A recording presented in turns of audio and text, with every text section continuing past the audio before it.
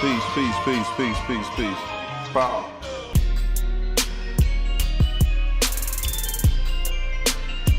This is the Dope Ones podcast. The Dope Ones.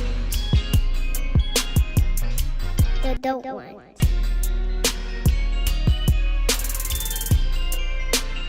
This is the Dope Ones podcast. The Dope Ones. The Dope Ones.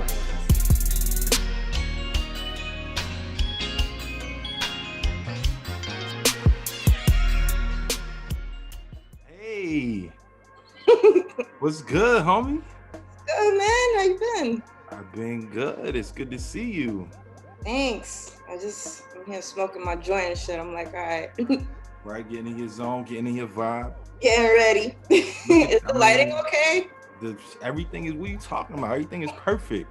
Look at your vibes right now. I know, right? Got your dope artwork in the back. That's why I wanted to talk to you. You doing dope shit right now. Like, for real, salute. Thank you. Yeah. Channing, what you got going on right now? How you feeling in 2021?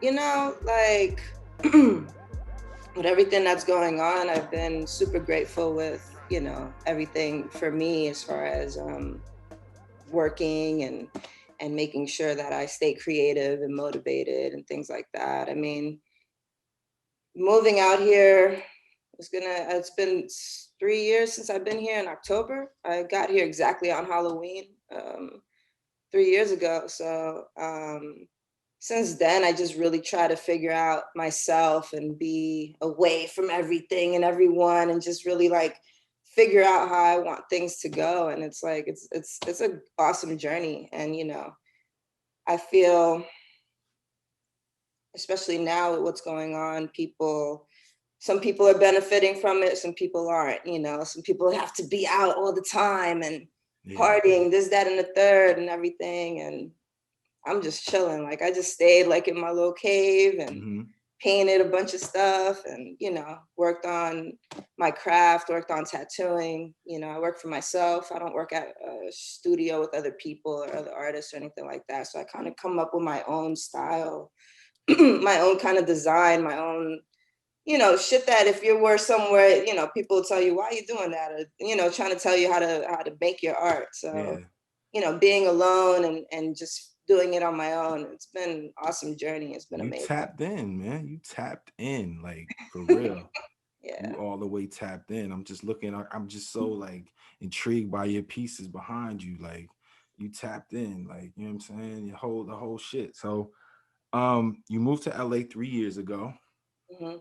And you started on your tattooing journey. Now, you're an artist, like, you're a consummate artist. You know what I mean? You do it all. You draw, you paint, you do oil painting, you do tattoo design. I've seen a lot of your pieces from way back that I knew, like, you know, you was on that level, you know what I'm saying? But tell me about your journey from coming out of school, coming from the East Coast, being a artist.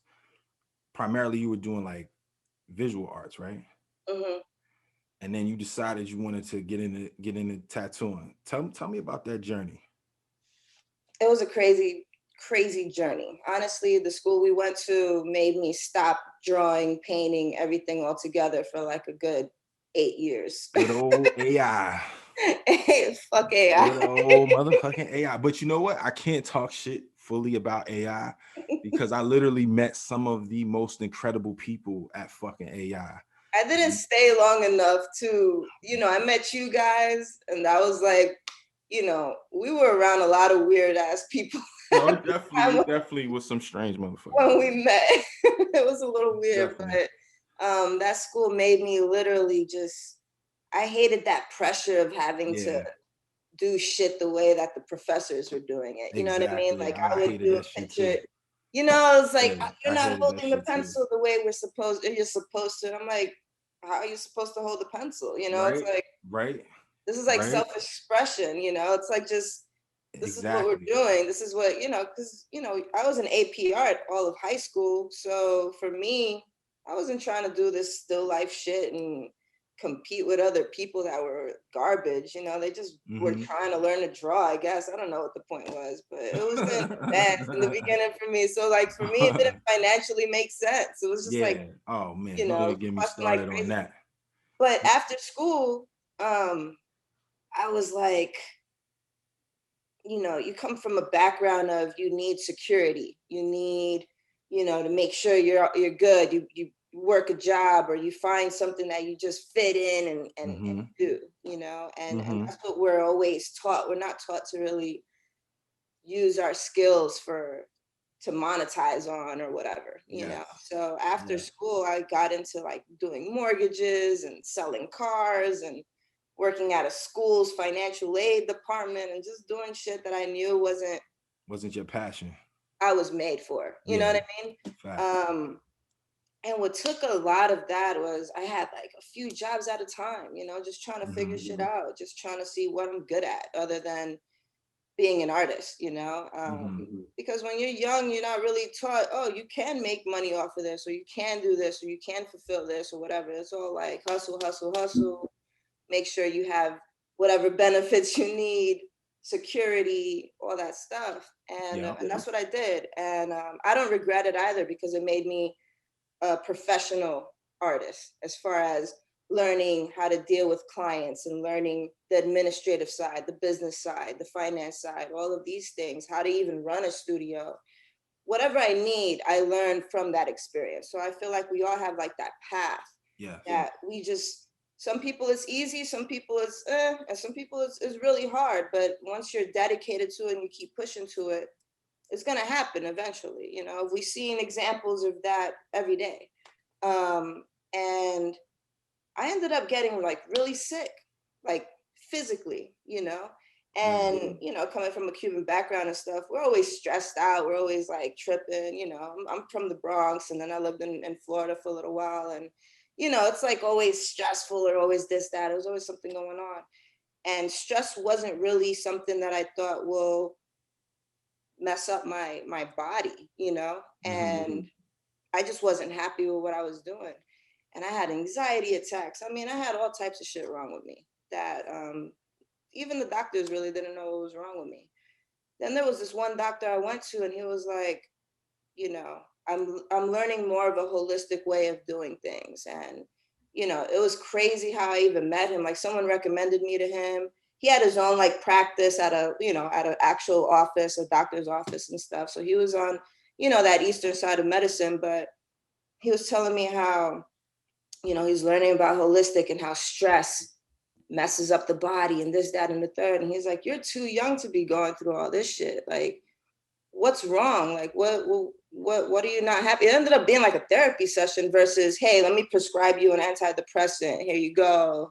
Or you got some issues with your stomach. Here's a prescription for that or this and that. And we were just talking and he was just asking me all these questions nobody really asked me. And I was just like, you know, the one question he was like, what are you good at? And I'm like, you know, I'm an artist. You know, I paint. That's what I do. That's what I'm good at, period. You know, all this other shit, whatever. But as far as a natural talent, that's what I have. And he pretty much told me like, hey, you should, you know, you don't have a family or this or anything that you have to like really have that security. You should branch out and get into the art world, you know, like do your thing and get into something that you're really good at. And I feel like that will change your life, you know. Absolutely. And so I was like, all right, cool. I ended up leaving. At the time I was working at a school and doing like their financial aid, and I ended up quitting that and I ended up selling cars at I ended up selling like exotic cars, and I did that for a little while and it was fun. It was good money, this, that, and third. I learned how to hustle. I learned how to, you know, hold my own, because you need some thick skin to sell like Ferraris and shit like that. So, you know, definitely dealing with those type of clientele and shit. It was like, all right, I have to be a tough guy. Nah, that's, you know what I'm saying? That's you though. Like you upper echelon. That's just your mentality. But, you know, ultimately, I always say like we have to go through phases in order to prepare us for what's next. Yeah. And you might not know what the fuck you going through this shit for right now. You're like, what am I doing? What am I doing?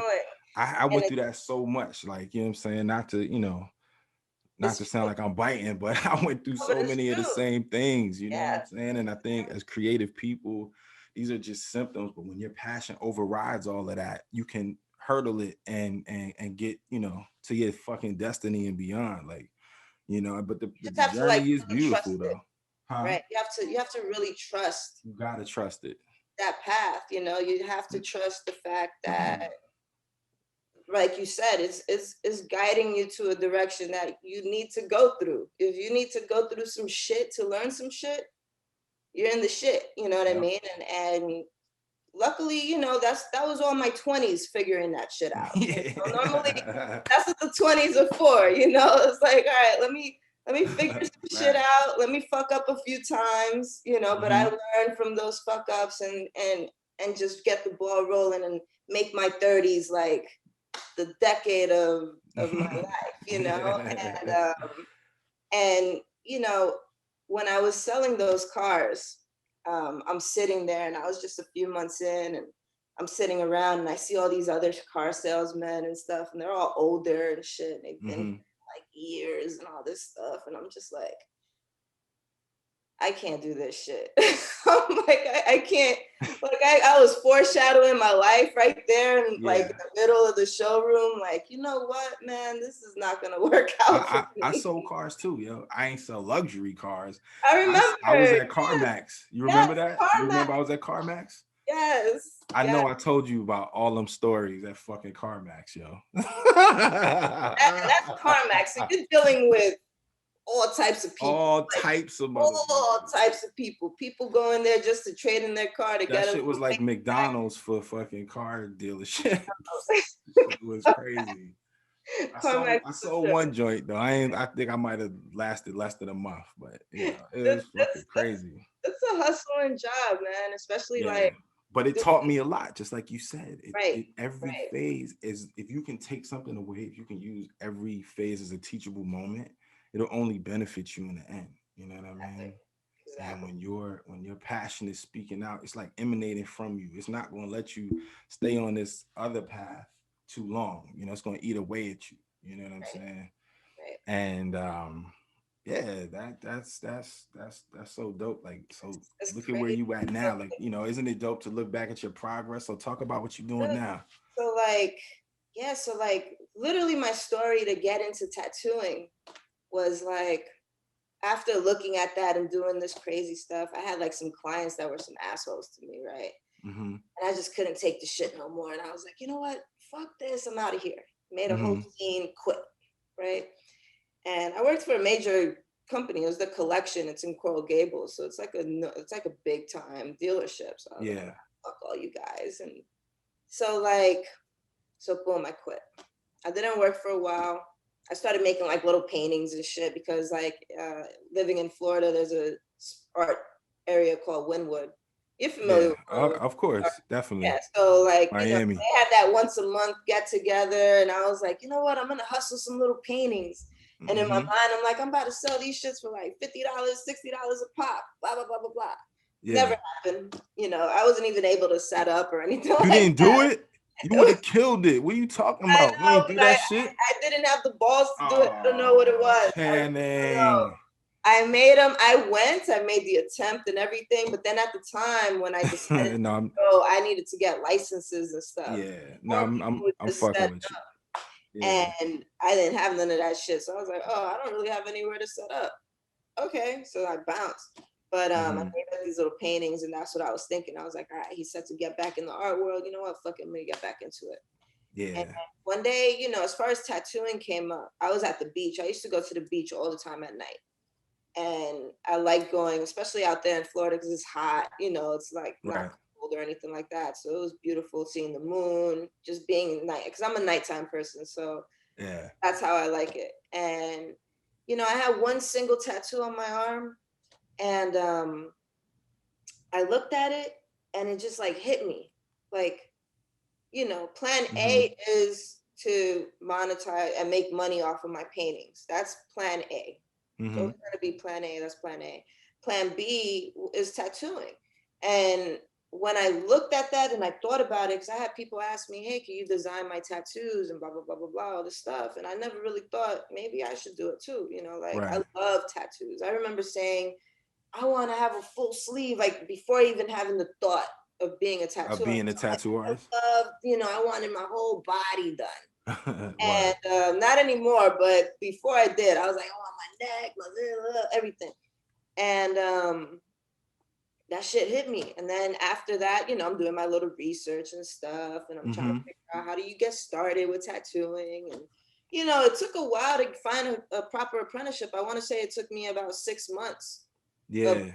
contacting studios and figuring out how people are doing it, not being dumb, since I've been in the business world. I was like, as far as an apprentice, people were trying to charge me to teach me. And I was just like, but being an apprentice is free work. It's just, Right.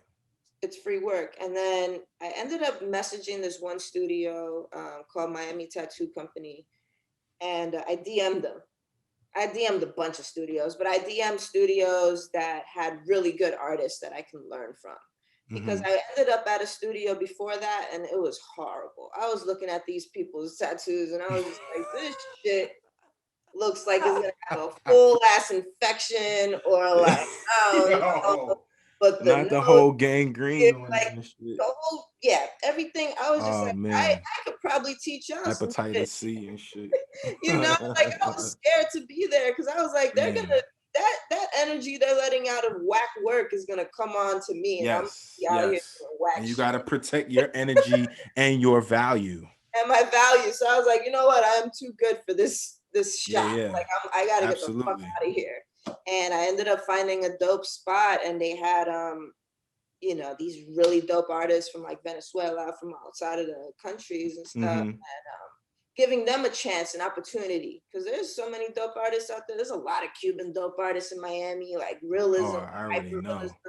realism, like really dope. And these studios are giving them a chance to like shine out here That's and give them cool. like that residency and all that stuff too. So I worked with a lot of people that that were foreign and just learn different styles. I ended up managing the shop because I had that background. So they Right. trusted me with, managing and selling tattoos. And, Yeah. while I was You doing had all the that, I was apprenticing at the same time. you So had the business side and you were natural creatively. Yeah.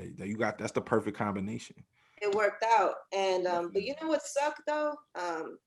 As far as tattoo apprenticeships go, in the past, it was like, and I understand why they do it this way. They like to be really hard on apprentices, like to the point that they're like, you see this toothbrush with like 4 bristles on it? Go clean the toilet with that shit. They want to be Like assholes they want to be assholes about it. for no And reason. and I could see them doing that with a young artist that just got out of school or is a teenager and doesn't know responsibilities or whatever. But my apprenticeship was very different. I ended up apprenticing for a whole year, and that's all it took. Ended up going to like conventions and being a part of it. Have award-winning tattoos on me. As far as us competing, like my mentor would compete, and we'll just like put my sleeve out there, and we won a bunch of awards from it because I have my Your whole pieces are so dope. Yeah, your thanks. pieces are no, So and like, I'm not even gassing you. Like I'm dead serious, dead ass. yeah, so like we won awards for all this shit. So Yeah, that's so dope. just learning that part of tattooing, learning that, these artists can make a lot of money. They do make a lot of money. I know artists that are like low-key millionaires. Yeah. And, there's artists that they have such a huge fan base or a huge base that they could charge somebody 30 grand a weekend to do a back piece. Like that's being done currently. And meeting those people and talking to those artists and seeing like, oh shit, this is huge, or wow, like people are really now collecting artwork, like we're like the artists that are really about their tattooing and are doing like really dope things and or creating their own style. It's like there's people out there that are like, yo, I want your style. Your style is more like an oil painting Yes, it is. That's what I was going to. realism That's like that. exactly what I was going to say. And people are telling me that, and I'm like, oh shit, this is dope because I'm tattooed like how I paint, so it's like, Yes, um, yes. And that you shit is know, in demand right now. and also women artists. Like a lot of people are like, Yes. I want a woman to be my artist. Mm-hmm. I feel like women are more in tune to detail. They're a little bit more empathetic, a little bit more understanding. We go through pain all the time, so it's like we know when other people are going through it, and we can ease that a little bit more than being so rough and All intimidating. facts. A lot Y'all of are times. healers.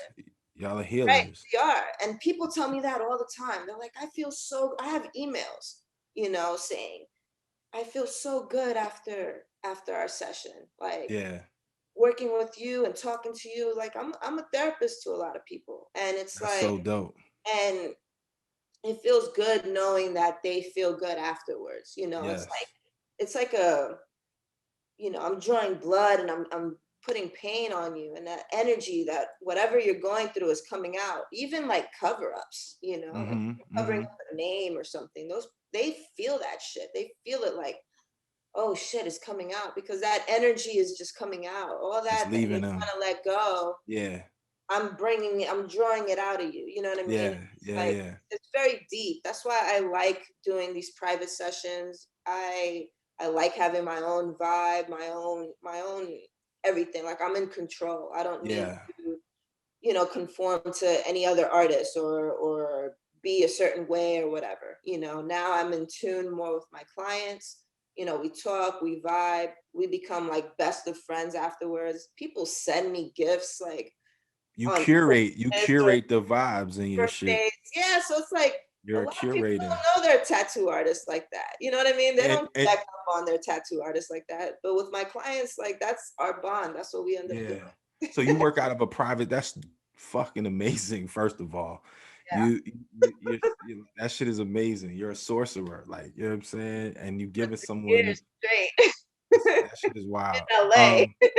On top You of, so you work out of a private studio? You have your own yeah, studio? I have a studio. That's Yeah. that's the dream. That's the fucking dream. You living the dream, Channing. That's gonna be the name of this podcast. Living the dream. Because that's what you doing. It's like that manifestation shit is real. It's so real. And that's what I preach. That is my gospel. It's so real. Manifestation, It's law of attraction. and you Your have to thoughts dictate your reality. work on it on a daily basis. I've learned, especially strong emotional people. It's like we have to like really work on like our subconscious, you Yes. know, and all these things. And like I manifested living in LA when I was younger. And you're gonna laugh at this, but when I was a kid, I used to watch Baywatch all the time, right? And at the time, I'm in the Bronx, whatever. And I never seen palm trees before and shit. And Word. I'm not I'm laughing here at watching Baywatch. that. I barely like know English, I'm just here watching this show, and I'm like, wow, I didn't see it as like a sexual thing, but I was like, look at the beach and the ocean and the You rocks. was California dreaming. I was California dreaming, and then I remember just watching Baywatch and like just being there, being in Malibu or being wherever that was. That as far Yeah. as I love beaches and mountains like together, Yeah. and That's we that's have that dope. here. And like I love scenery, I love all that shit. So Mm-hmm. and I wrote that in my vision board when The Secret came out, and that book Yeah. came out. It was like a whole big thing. And I was like, Oh, yeah, The I wrote Secret this was the vision shit. board, and blah, blah, blah. Yeah, yeah, yeah. I did this vision board, and next thing I know, I'm selling cars that I put on there. I was like, oh, was that I had Right. to sell that or something to Right. make money to do something else? Or what was that? I'm just looking back on my vision board, and I'm like, wow, it says Los Angeles. It says all this other shit. And I'm like, wow, I'm actually doing this. It said artist on there, and that's something I created back in like 2007, 2008, I think. Yeah. And like looking back at it now, I'm like, okay, I'm in downtown LA. I'm here doing it alone. Like I'm literally 100% on art. Mm-hmm. That's all I do. That's all I make my money on, is just being an artist and not, derailing what the purpose that I'm supposed to be doing. Right. Like the older I get, the more I'm like, okay, this is what I'm supposed to do. Because you know what's crazy? When you do find what you're supposed to do, it's easy. Like people Yeah. always want to make it seem like, oh, you gotta hustle and you gotta like really hit rock bottom. Yeah, I hit rock bottom. But like when you actually find your path and what you're supposed to be doing, shit just comes to you like Yeah. nothing, you know? Yeah. It falls Like in your lap because you attracting it. It's in it your just orbit. literally, exactly. And It's in that your shit's orbit. real. Once you believe in that shit, man, Yeah. like Yeah. Yeah. Yeah. man, I remember like, oh, I'm gonna get a new car soon. I'm here driving my hoopty and I'm just making believe I'm in another car. A Facts. year later, I'm in that car I wanted with the little paddle shifters and shit, like just Get making, them, Channing. oh, Get them. just it's shit is real, and I always preach everyone that, and I tell Yes. everyone, like especially clients, my story. I have clients that they quit their job after talking to me. They're like, you know what? I'm gonna be a yoga instructor. Can you tell me what you did? Like what made you do this? And I told Look them, at you out here inspiring, influencing your flock. Like you out here preaching a good word. I'm That's what I'm just talking trying to, about. I'm just trying to do what I'm supposed to be doing out here. Absolutely. And You are. You are. I feel like I had to just go through the shit and Yeah. learn and like, get into meditating, get into, being alone and being in this like, you know, just in your thoughts and just really fixing yourself. And Mm-hmm. I feel like a lot of people, especially now with all this happening, a lot of people are fixing themselves. A lot of people are Yes. seeing like, yo, I need change. Like, I don't like where I live. I need to figure this shit out. Or, you know what? I always wanted to make jewelry. This is the time to do it and sell it or whatever. You know what I mean? It's like Yep. people are tuning in now to, okay, I don't have to work so hard. I should take this time to rest and just heal whatever trauma I had going on in the past that just keeps Reset. snowballing in negative shit all the time. And it's like, The mental health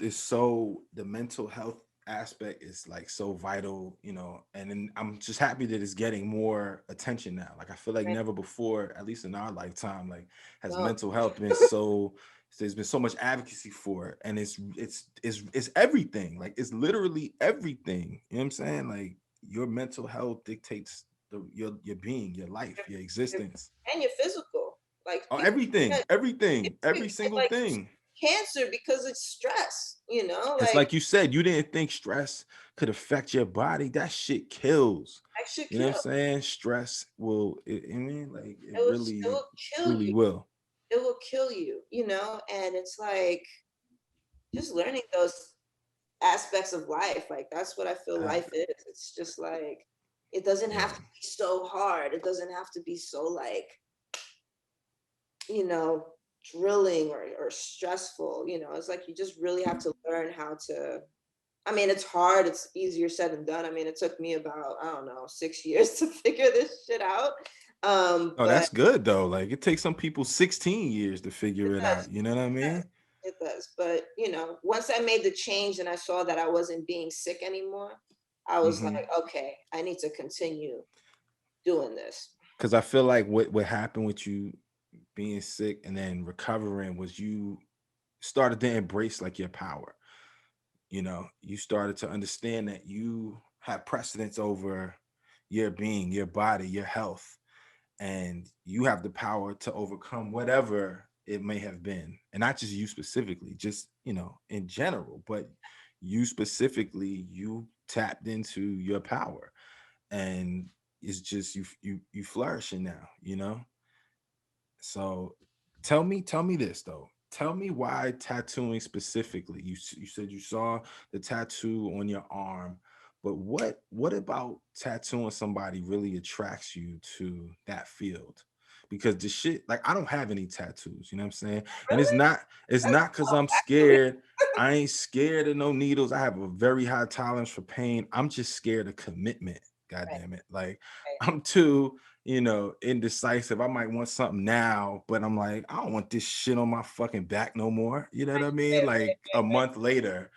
right. Um, So what about it attracted you to tattooing?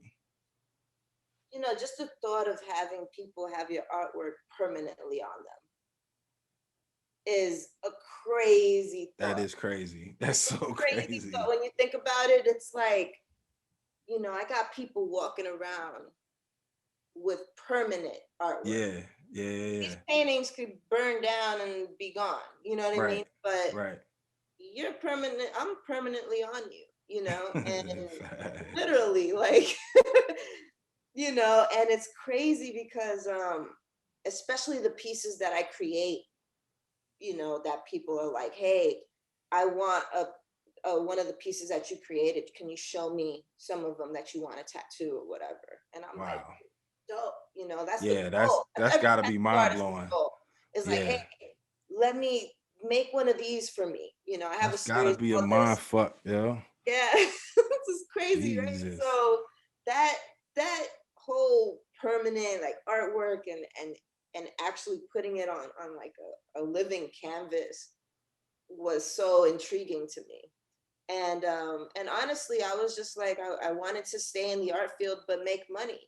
Mm-hmm. To be a painter, from what I learned, because I worked with, I had another mentor. He was a painter. His name is Miguel, and he literally showed me like you need to have some kind of money to put your artwork out there, you know, like Yeah. to get into these galleries and stuff like that. You need connection, you need this, Yeah. you need that. You gotta And like pay to play.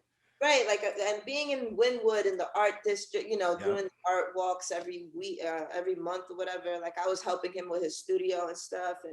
And I learned that, okay, you need to know people, you need to do this and that. It's very competitive. It's like you have Yeah. to be so different, or you have to do something different, or you just got to really know people. That's what I've learned Yeah. as far as this industry goes. It's really on who you know. And then I was like, you know what? I think tattooing would get me there. I think it Mm-hmm. would motivate me more to be an artist and know that, you know, I can make money with what I'm doing. And then the point of me permanently marking people, I'm like, yo, this is dope, you know? And I didn't want to just be a shop artist either. I always foreshadowed myself and saw the future as being like bigger than that, more Yeah. like I don't have to work at a shop to get where I need to go. I literally have over 500 clients, period. You know what I mean? Mm-hmm. So it's just like just seeing that, I'm like, wow, this is crazy. You know, that's when I Yeah. say like when you finally find your path, it's smooth sailing most of the time. You know, there was a little bumps and you know, little things going on. A few Mm-hmm. rocks hit my lake and made it ripple a little bit, but you know what I mean? But it was all a great experience. It was all a learning experience. And And it's all necessary. You gotta go through them. You know what I right, mean? The boat right, gotta be rocked a little bit for you to really be on your shit. You know what I'm yeah, saying? It just is necessary. And but what you like, it's the attraction. Once you get on your path, you are attracting the things that you want. Once exactly. you are fully tapped in, like, you know, I don't even know what that feels like yet. Like I'm trying to obtain that fully tapped in. I feel like I'm kind of tapped in. You know what I'm saying? I'm trying to get fully tapped in.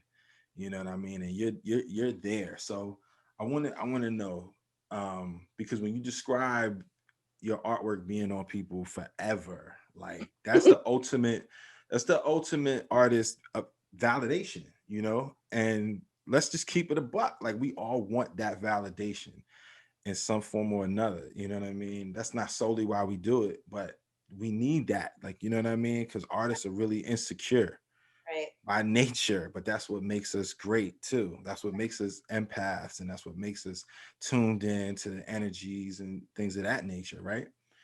But when you have somebody wearing your shit on them forever, like I'm hyped when people wear my clothes, when they buy my canvases, but you have ink embedded in their skin. When, if any, was there a like point of validation for you when you were like, oh wow? Was it when the woman asked you for the artwork, or was there something even more like mind blowing? It was all right. I'm gonna cut this short. Like it's a very long story, but what validated me was so I worked at that studio and it ended pretty bad, right? Okay. And as soon as it ended, I quit. I literally quit. They didn't fire me or anything like that, but I quit because I was gonna live a life that if I don't like something, I'm gonna move on. I'm gonna keep it Yeah. moving. If I don't like you, or I don't like someone, or I don't like where I work, and it's really like making me sad, I don't want to work there no more, because it's like life is too good to be mad or sad when you're working 12-hour shifts at a studio. You know what I mean? I ended up leaving, and literally I didn't know what to do, because I was like, this is a good studio. They know people. They're the type that can talk and talk shit about an artist, and then they won't get hired somewhere else or some shit like that. So like that was kind of in there. And I had this guy hit me up on Instagram, and he was like, hey, I called the studio you were at. I saw this rose that you did. And they said you're not working there anymore. Where are you now? I would love to get tattooed by you. I'm going to be going, on a cruise, but when I come back, I want to schedule an appointment with you. And I was like, oh shit. And at that time, I wasn't working anywhere. Like, I was trying to figure that part out. I was like, shit, what do I do? Where do I go? How do I even start this? Because I wasn't tattooing too many people at the time. I was still kind of apprenticing. And it's a crazy story, but it's a really long story. But he asked me to do that, and I just set up a room that my mom had in her house, like my art. I painted it. So he was gone for like a good week. He was like, yo, I'm going to come back so-and-so day. Let's schedule something. This is what I want. I want a rose with a diamond, whatever. This is like my first real client as far as doing like a realistic piece on. Yeah. And I was like nervous, because I'm like, oh shit. Because I was just doing like names and stuff at the studio. I was just doing really small shit. They weren't letting me tattoo big stuff. And to mention the rose that I did that on my friend. And that day I had a fever. I was super sick, and they were only giving me that day to tattoo my friend. And the funny thing about that day was Jill Scott came into the studio. Jilly from Philly? Jilly from Philly came into the studio to get a piercing, right? I was the only one that knew it was her. That's crazy. And she watched me tattoo this rose. And that's the rose that this guy hit me up and was like, I like that rose you did. I want you to do that on my arm. And I think I charged him like $500, because I was just like, fuck it, I want to do it to build my portfolio, whatever. Yeah. And the time of work, I spent like a good 10 hours on this piece, and try to make sure it's perfect and everything. And he ended up giving me like $1,500. As you deserve. For that piece. And even though I charged him $500, he was like, nah, you deserve a whole $1,000 more for this. And it was like this realistic rose with a diamond. And I got a lot of hits from that. I got a lot of people hitting me up. I tattooed a bunch of celebrities and stuff like that. And it was just like, that's when I was like, okay, I made the right choice getting out of this spot, and just now being independent. And then I ended up actually coming to LA, because there was this artist that I met her during a convention out here in LA a few years, when I was working at the studio, and invited her to Miami. And she was there when I quit, and she was like, listen, come guest spot in LA. I'll put a post out there for you, because she got like a few 100,000 followers and stuff. So she's like, I'll put a post out there for you. We'll get you some clientele, and at least, you can make some money or whatever until you figure shit out. I was like, all right, bet. So I took that offer. And after tattooing that guy, that's what kind of validated some of it. But then when I came to LA and I saw that I was tattooing a bunch of people, like I had 10 clients already lined up. And I was only going to be there 10 days. I ended up staying in LA for like almost 4 months. Instead of just staying for 10 days, I stayed here for 4 months. Like, just fuck it. Just, just going. Soaking it all up. Yeah. And I'm just like, shit, I'm getting clients after another. Like, I don't have shit back home. I got rid of my apartment and all that, because in my mind, I was like, you know what, I'm going to live back with my parents, and that's a sucky part when you're 27 and you're like, all right, now I got to move back in with my parents, like you're almost 30, and it's like, it's a blessing. That was like, it is a blessing. You needed it, but you knew that wasn't your destiny. You knew that wasn't the end goal. You know what I mean? Right. So I didn't have an apartment. I didn't have nothing to really care about back home, that I could stay in LA for 4 months, and just figure shit out. and wear the same shit over and over and just like hustle and just like Yeah. be on the grind and meet people and do shit. And that kind of just validated that this is something I need to do, you know. And you know, after that whole experience here in LA, I stayed in Miami. I stayed in Florida for like a good 8 months, and then I moved back out here. Mm-hmm. Stayed ever since, And and you've been there ever since. been there ever since. California dreaming. Drove from Florida to here. Like I sold shit. I got a little trailer. I hooked it up to my little coupe. Yeah. And I drove for 4 days. It took me to get Yeah. over here to LA. I took that drive. I know that. I'm familiar with You know that. that drive. Took the So drive. Yep. so yeah, I'm so familiar. I mean, it was great. It was fun. It was a cool experience. You know, I went with my sister. My sister Mhm. came with me, and we had fun on the way over Yeah. here. And yeah, man, it was crazy. Like it was destined for me to come out here because sometimes it's hard to get an apartment out here in Cali, in LA, or wherever. And I applied for a place, and it was just like within a week they were like, "Yo, you could move here in 2 weeks." And I'm like, Mhm. "Oh shit." Okay, you know, like bet. And then I'm telling everyone, hey, I'm moving to Cali next week. Get out of here. Like I got approved for a dope spot in downtown Word. LA. Like I'm out, you know, like I was just like shit, you know, and yeah, it just that all just made that the whole thing is surreal, you know. It's like, Mhm. okay, cool. Let me just go with it. Let me just trust this. You Yeah. know, sometimes it's scary because you're like, you don't have family. I don't have family out here. You know, I knew a couple of people out Mhm. here, but there's no one that I can depend on, you know, if something goes wrong or whatever. Because, you know, I've always been around family. I always have someone to help me out with something. Yeah. And I kind of really wanted to just do things on my own and just figure shit out. And you know, as a woman and doing that, it's a little intimidating, but I was like, fuck it, I could do this shit. Like, I'm strong, I could do this. Like, I could get this going, you know, and it's been great. It's been a freaking crazy journey, you know, and I'm so That's so grateful for dope. it. I That's started so like painting dope. more. I never really took painting seriously until like maybe 2 years ago. Um, and yeah, it's crazy. But I was gonna say, like you owe Baywatch a lot, number one, because that was the seed. You owe Baywatch a whole lot, because They that watch shit. all the I watched Knight Rider. Like that's all the Oh, shows Knight Rider was I my watched all shit. the Knight time. Rider was the Yeah. only show I loved as a kid. I was weird. I was a weird little kid. I love Knight I was Rider. just watching whatever we had. We didn't have cable, so I was watching Yeah. Matlock, Baywatch, fucking Knight Rider, and all these other Word. shows. You know, so that's all I was watching all day. And then those X-Men on the, you know, the Fox or whatever. You got Mm-hmm. the Oh X-Men. yeah, X-Men was my shit. Yes, that's That what I theme watched. song. That's what I watched Um, as a kid. No cable.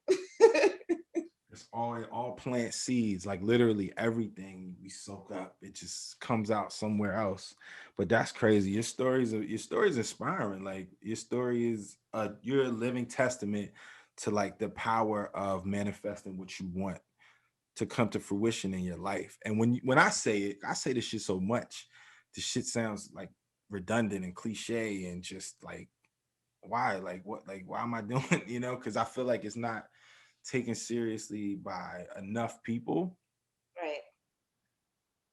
But it's like the only way I know. You know what I mean? It's the only way you know. But it's because you're tapped into that source, like And it's also that like the energy. people you're around too, That right? too. Well, that's the That's attraction part. That's the right. attraction. That's the attraction part. And that's what I meant about being an AI, because I knew it was bullshit like 6 months into it. Like I knew, oh, this is some bullshit. Yeah, You know like what I'm what saying? the fuck am I paying for this shit for? But I kept like gravitating towards really dope, different people who I was, just getting some type of something from, some type of knowledge. And even them like instructors, certain instructors, most of those white Floridian ass, nah, but some were really like special. And to this day I remember. Really So my fighting with a lot of them. huh? I'm gonna lie. I was fighting with a lot of those I professors. was too. Yo, but yo, I you know what's crazy? was so frustrated. I was fighting with some to the point where like counselor, we had to, I had to sit down with a counselor and a fucking teacher and talk some shit out. Usually that might be with a classmate or something. I had to sit down with a fucking counselor as a mediator with one of my instructors because I straight called him out in the middle of the class. Dead ass. Like, and this was when I went to, because I went to 2 art institutes. They fucking bamboozled me twice. I went to Fort Lauderdale and then I transferred and have my credits ain't transferred, but I still ended up going to the Art Institute in Virginia and Wait, so spent. your credits didn't transfer to Virginia? No, half of them did not. They straight like I had to You do know, like when we went, they weren't accredited. exactly, or it was And when like I they found that shit out, I was like, yeah motherfucker, yeah because thinking about it, when we went, it was gonna cost $108,000 to for get a all bachelor's the degree. degree. Yep. That wasn't even accredited. So like, See, I was under the impression they weren't accredited, but purposely from each one they're privately owned. It's like franchises. So that certain credits don't transfer, and they know kids coming from different schools. They might have taken these classes already, but they need them to graduate. You got to take ours with a different name. You know what I'm saying? Like that's it's just crazy. crazy. It's so crazy. But I And cannot. it didn't transfer within itself. Like that's Yeah, fucked up. yeah, yeah. And like you were saying, you know, just as an artist, it's your innate expression. So when a person is trying to give you these rigid guidelines and rules to stick within, that goes against who you are as a creative person. You know, that's just how I feel. I knew I couldn't, like, I didn't even like my major, and I knew I couldn't even operate in that space. But the shit I really wanted to do, I gotta get the fuck out of here. But it's just, yeah, it's all tapping into the journey. And so where you are now, right? You made it to LA, you have your own studio, you have a client base, you have you got stripes, you put in work, and now you know you're living the dream. How has what we recently went through with COVID, because I just feel like it just came in like blindsided a lot of people. How, if at all, has COVID and the pandemic and just everything last year that we were living through affected your ability to create and, you know, just be you, do you? There was one time, so you know, being an empath, what that means, right? Like you pretty Yes. much feel people's Yeah. pain sometimes. And I Yeah. remember being a kid and always seeing someone snub their toe, and I would be like, oh, like my whole leg would feel numb or like weak, and I would want to fall. Yo, and I didn't even know what that was. My wife told me what that was. She told me I was Right. an So it's like empath. you're I'm an like, what? empath. Okay. You Yeah, I guess I feel do that. pain. Like you Yeah. feel people's emotions. You are more like with your wife, I'm sure you guys are so connected. You guys created life together that Yeah. if For something's wrong sure. with her and you're not together, you feel that shit. And you're Yeah. like thinking about it like, wait, it just hits you like, wait, what's wrong with my wife? Or vice versa. You know what I mean? Hmm. Women more are in tune with that because we have like that intuition and shit. Like Definitely. more. But especially with her and having kids and stuff like that, like that Hmm. shit is heightened up to like a million. Hmm. But you know, as far as being an empath and stuff, that time when all the riots were happening here in downtown, I'm right in the middle of it. Like I literally have videos of shit happening right outside my balcony. I think I saw some of your stories when you were Yeah, like like I was documenting that going shit. live some Yeah. days, like all You was right, documenting it. live on Channing TV, you know, cops arresting these protesters over here and hitting them with this and that, and I'm seeing all this shit, and I Yeah. felt that shit, and I felt like just so upset. Like one day I wanted to just like break everything in my crib, and I was like, whoa, I need to leave before I really Hmm. do that. And like I just went to the pool area or something. I just got out of my apartment because once I feel that urge, it's like I want to do it, you know, and then Yeah. obviously regret doing it, but it's like it was like this crazy like anger, and I'm like, why do I feel like this? And it's Hmm. right outside my door. There's a whole crazy shit going on. So that Yeah. kind of affected me in a lot of ways. As far as like being in like a solitude or like just being alone, it didn't really affect me because I was already practicing that prior. to COVID, you know. Me So all too. my friends and family are like, Me "Oh, this too. is nothing for you. You're Gucci. Like you don't even do shit." Like my thing is, I'll go to an event and I stay like 40 minutes, Yeah, 30 you make an minutes, 40 appearance. minutes, and then I'm out. You make a little cameo. I'm not staying long. I'm not leaving with nobody. I'm not doing none of that. I'm here, boom, boom, boom, boom. Pass my cards out. Meet certain people. Hey, ha, ha, ha. I'll Hmm. see y'all on the flip. You know, like I'll see you on another day. You know, and Yeah. you know, and that works too. Like you don't want to be seen all the time. Like especially out here in LA, it's like it's like the people out here are a little weird, you know, as far as like trying to make friends and shit. I just feel like Yeah. it's to a certain age that you don't really make friends anymore. You just make acquaintances or people you see here or like whatever, like once in a while. But there's no really like real relationship building as far as like that goes. Right. That's how I feel. I mean, Right. sometimes yeah, but I haven't had I've that. heard that about LA. I've heard that often about LA. LA is a trip.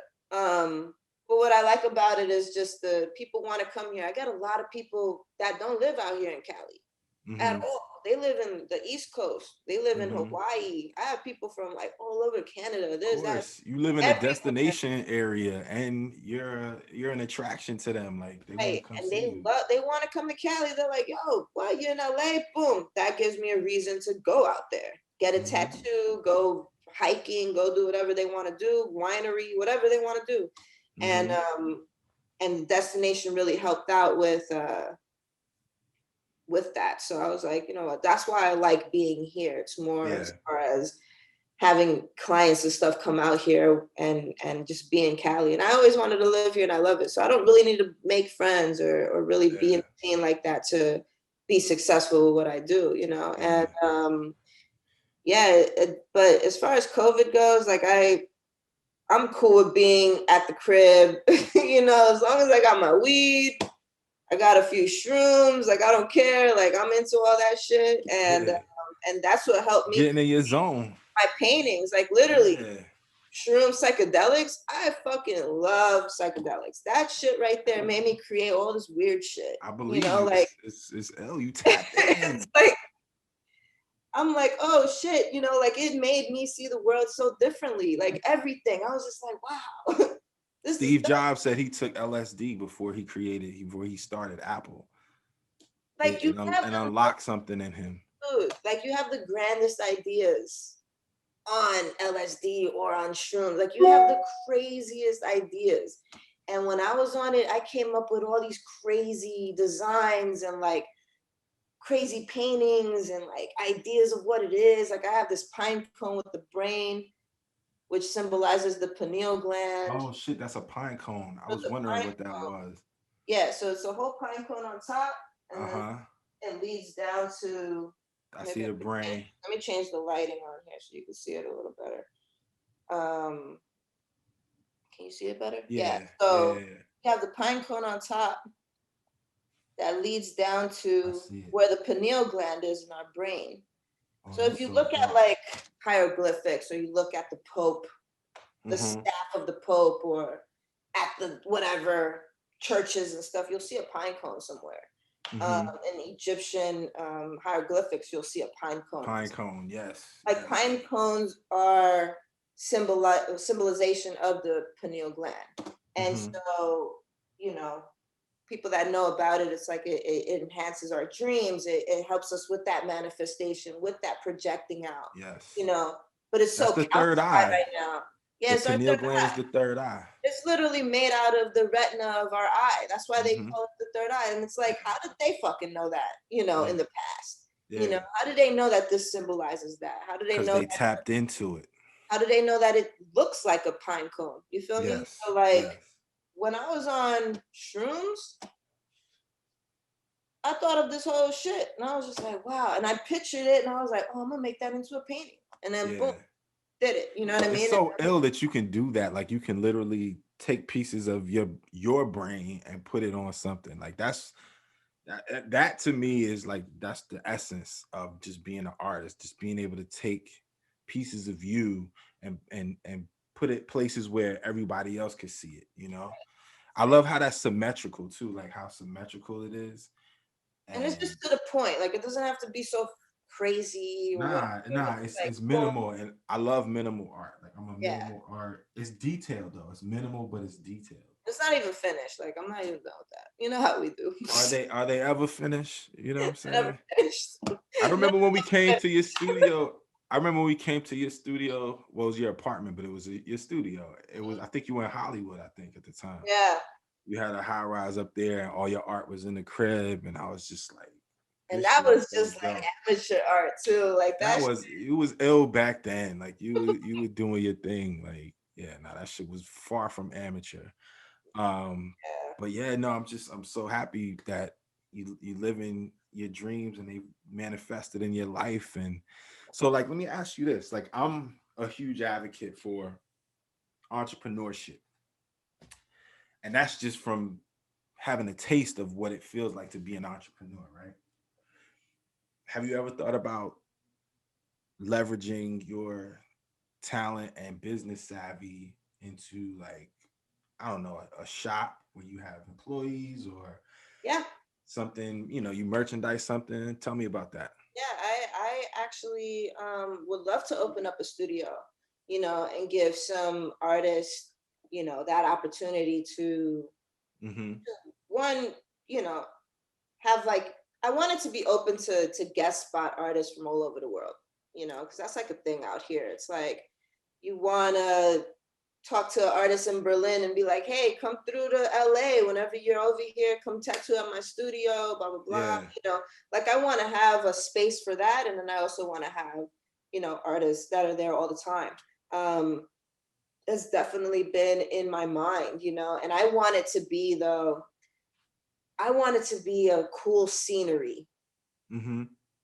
I want You the want the vibes scenery to be to be right. dope. Yes, You I'm want to all curate about it like your vibes. vibes. Your vibes are Like so I'm about to dope. go back to my vibes real Yeah, quick. go back to your vibes. Get your vibes right. Don't let me take you out your So I'm like, zone. go back to my vibe. But Yeah. I want scenery. I want people to see like I don't know, a mountain view or an ocean view or something like that. Like I literally want to create like a space that it's like, wow, like this is dope. Like it's tranquility. It's like it's peaceful, and Mm-hmm. it's like just vibrating in that level and not having like artists with these egos of like fuck you, just like Right. really doing their own thing, and I Right. don't want to charge them a lot either because in the art business, it's like, especially in the tattoo business, these studios take like 60% of your money.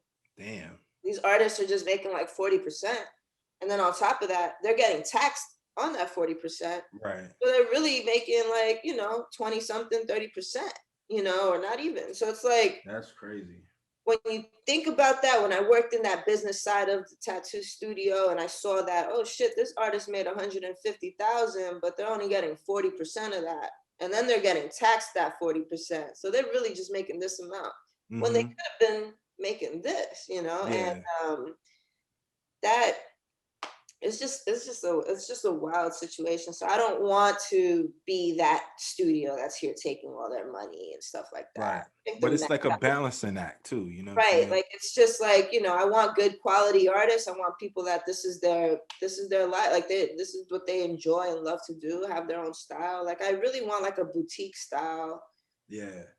exclusive studio, like not something I could just walk in and do whatever the fuck that's on the wall, but there's a good scenery, there's dope artists. Like that's how I envision it. And it's like a lot of people are like, that's far-fetched or whatever, it's not feasible, but anything's feasible. Anything is. I lived in a time that I'm like, yo, I'm here, like Yes. I fucking did this shit. So I'm sure I can do that. I'm sure I could buy property or something like that. You live in proof. Like you live in proof. Create a Like whole, like I have it all envisioned how I want it to be. And it's like, that is the goal. I do want to do that. I do want to that's help other dope. artists and stuff.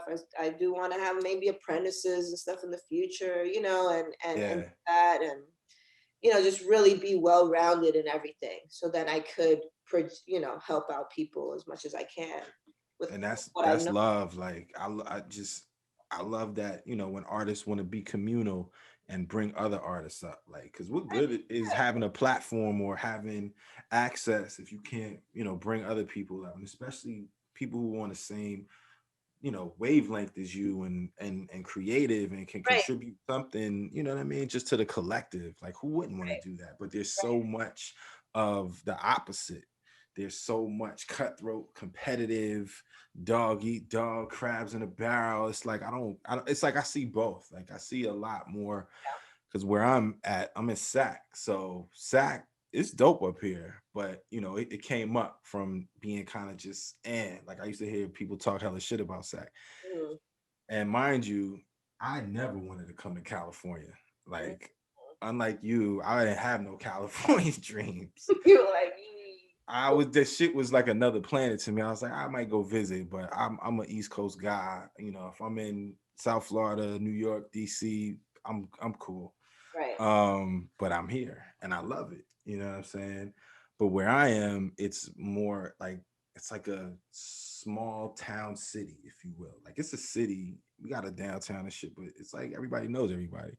But I love the communal part of it. But then you also see just the other end of the spectrum. And I see that more on social media with people stealing other people's shit, people just hating on motherfuckers pretty much, for lack of a better word. Like I see it a lot.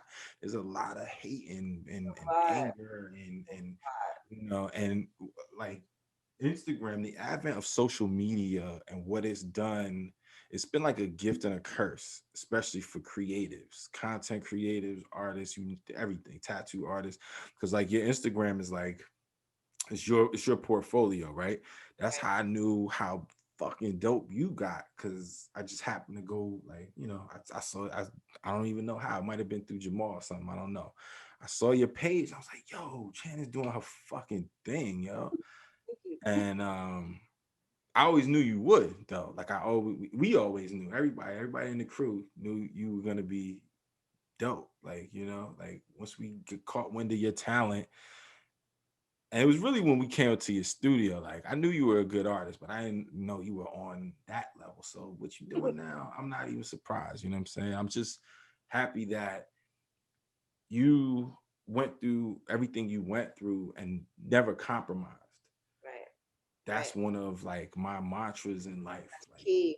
don't fucking compromise. You might have to do something, but the ends justify the means. Just don't lose yourself in whatever that Right, is. And right. like I'm battling that with like different people. I'm trying to like help people overcome that shit. Yeah, And it's hard because everyone just, I don't know, it's just a steeper curve for people, like, what yeah. I'm saying?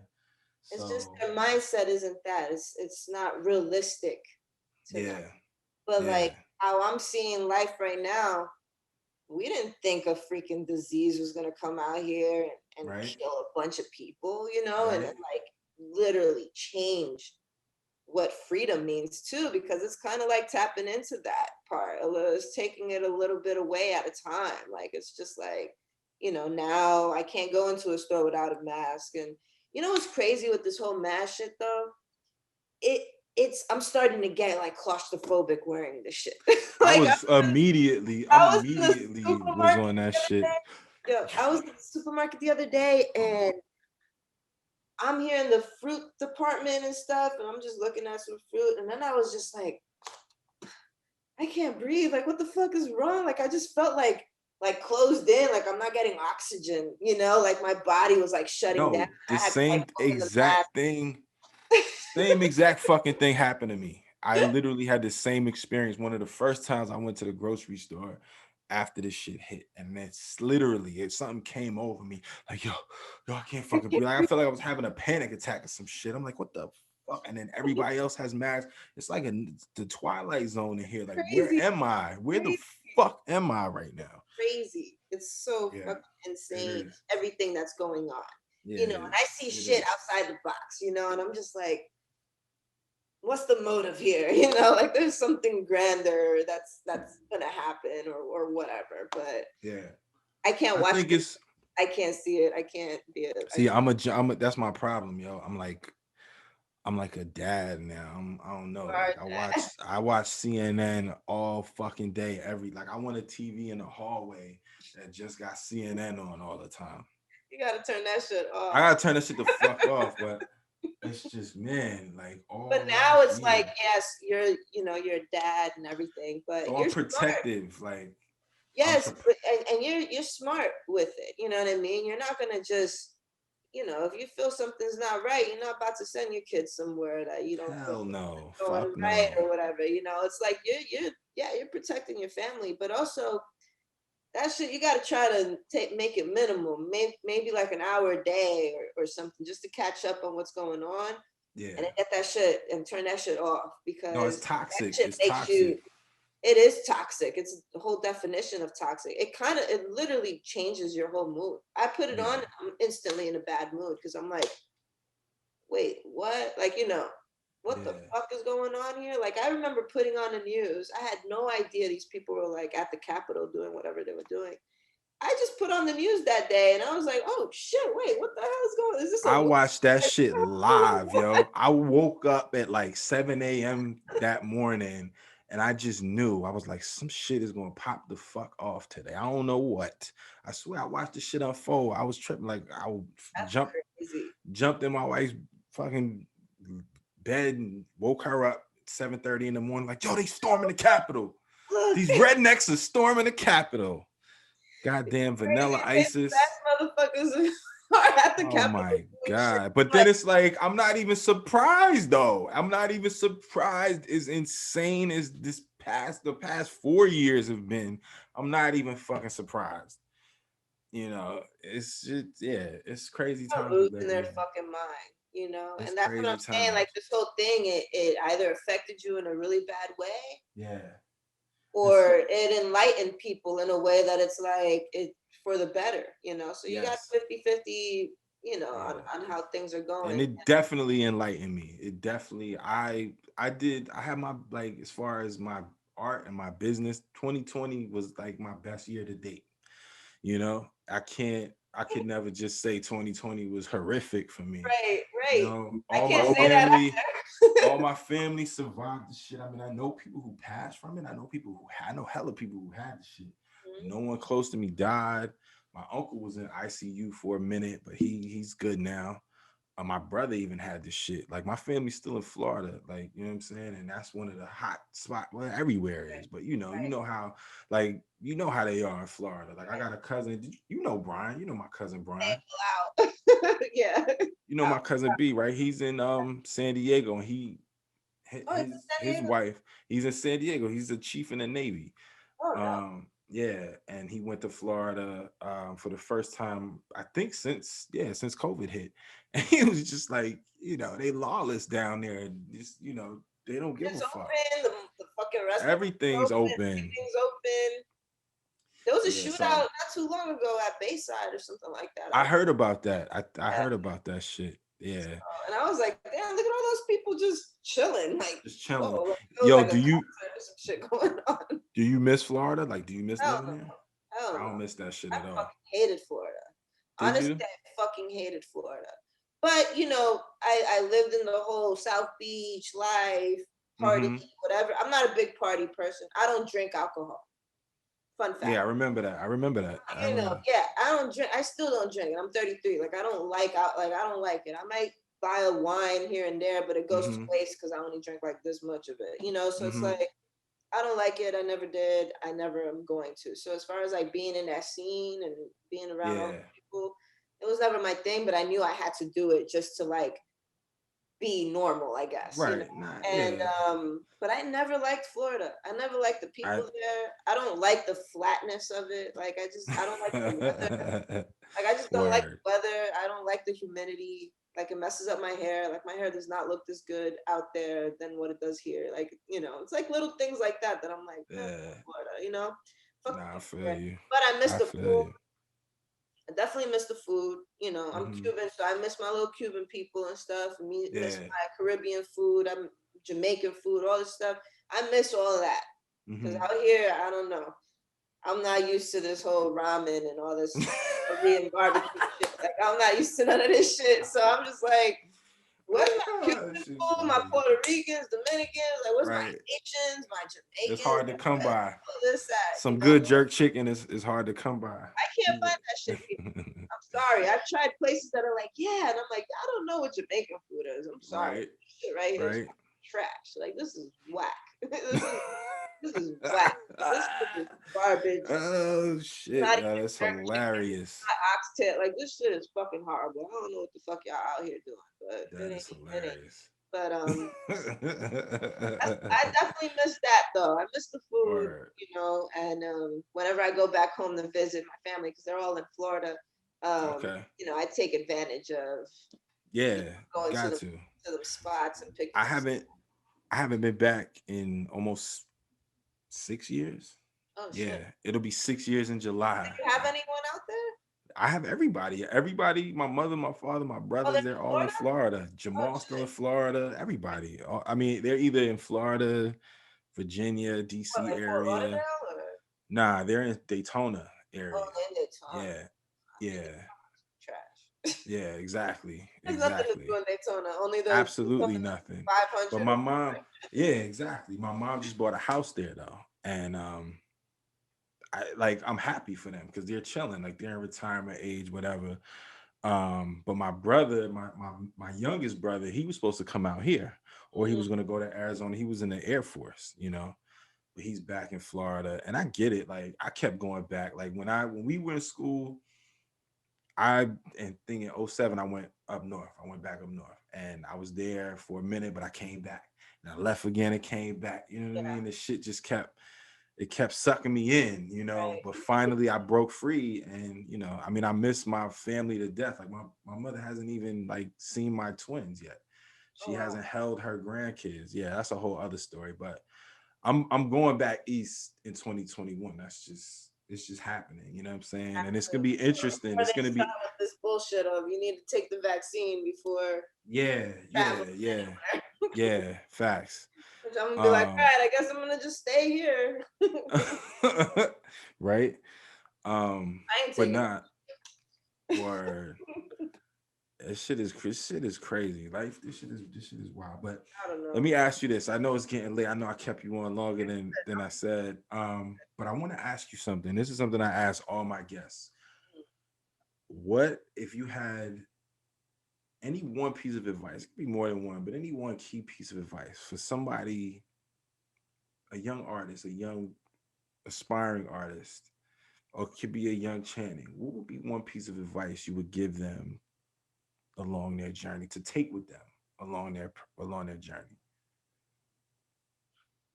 Not to listen to people. Amen.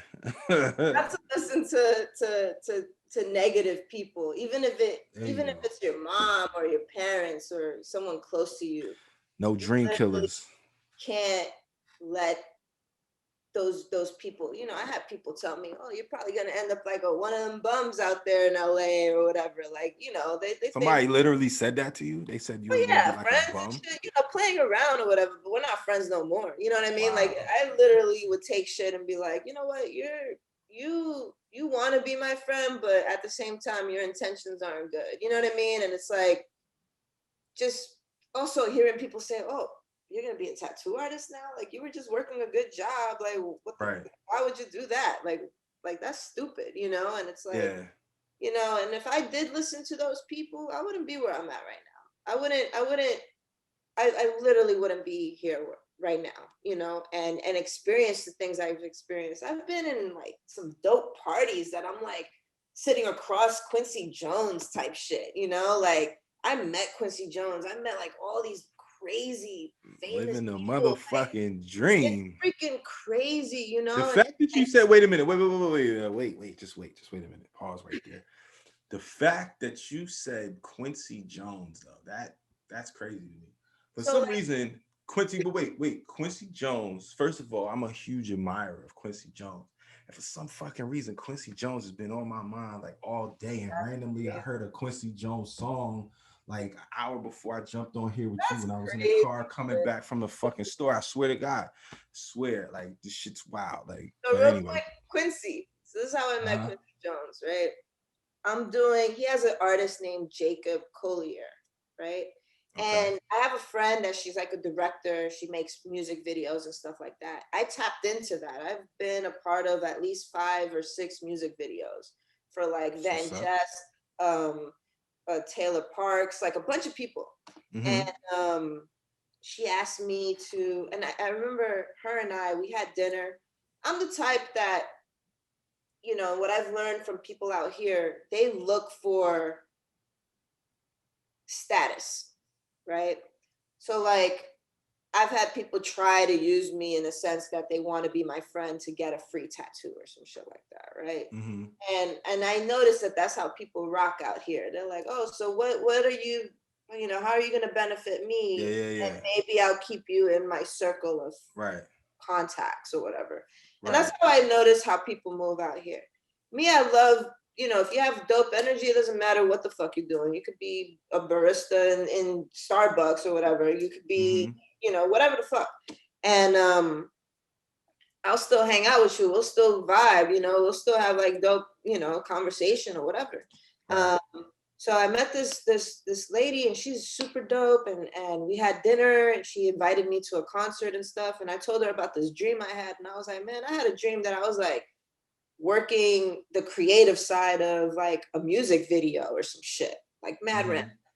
And she was like, oh shit, that's what I do. I'm a director. Like I've made video, that's what I do. And I was like, oh shit, word. I was like, whenever you need help with anything, hit me up. I want to be a part of it. Like you don't got to pay me shit. Like I'm cool with just being, I just want to be creative. Like if I'm not tattooing one day and you have a gig going on and you need help, I'm there. You know what I mean? And next thing I know, I'm doing music videos. And that's how I was able to meet Quincy Jones. I set up the scene for Jacob Collier and him doing like his album release and singing, you know, his songs on the piano and stuff. So I set the background for him.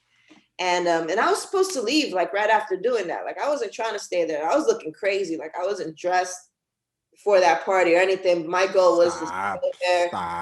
No, for real. Like I had like, I don't even know, like these jeans and a shirt and whatever. Like I was just looking. You was still fly, Channing. Stop playing. I really wasn't. So they were like, yo, you should stay. You know, you worked hard, stay, watch him perform, whatever. I was like, all right, cool.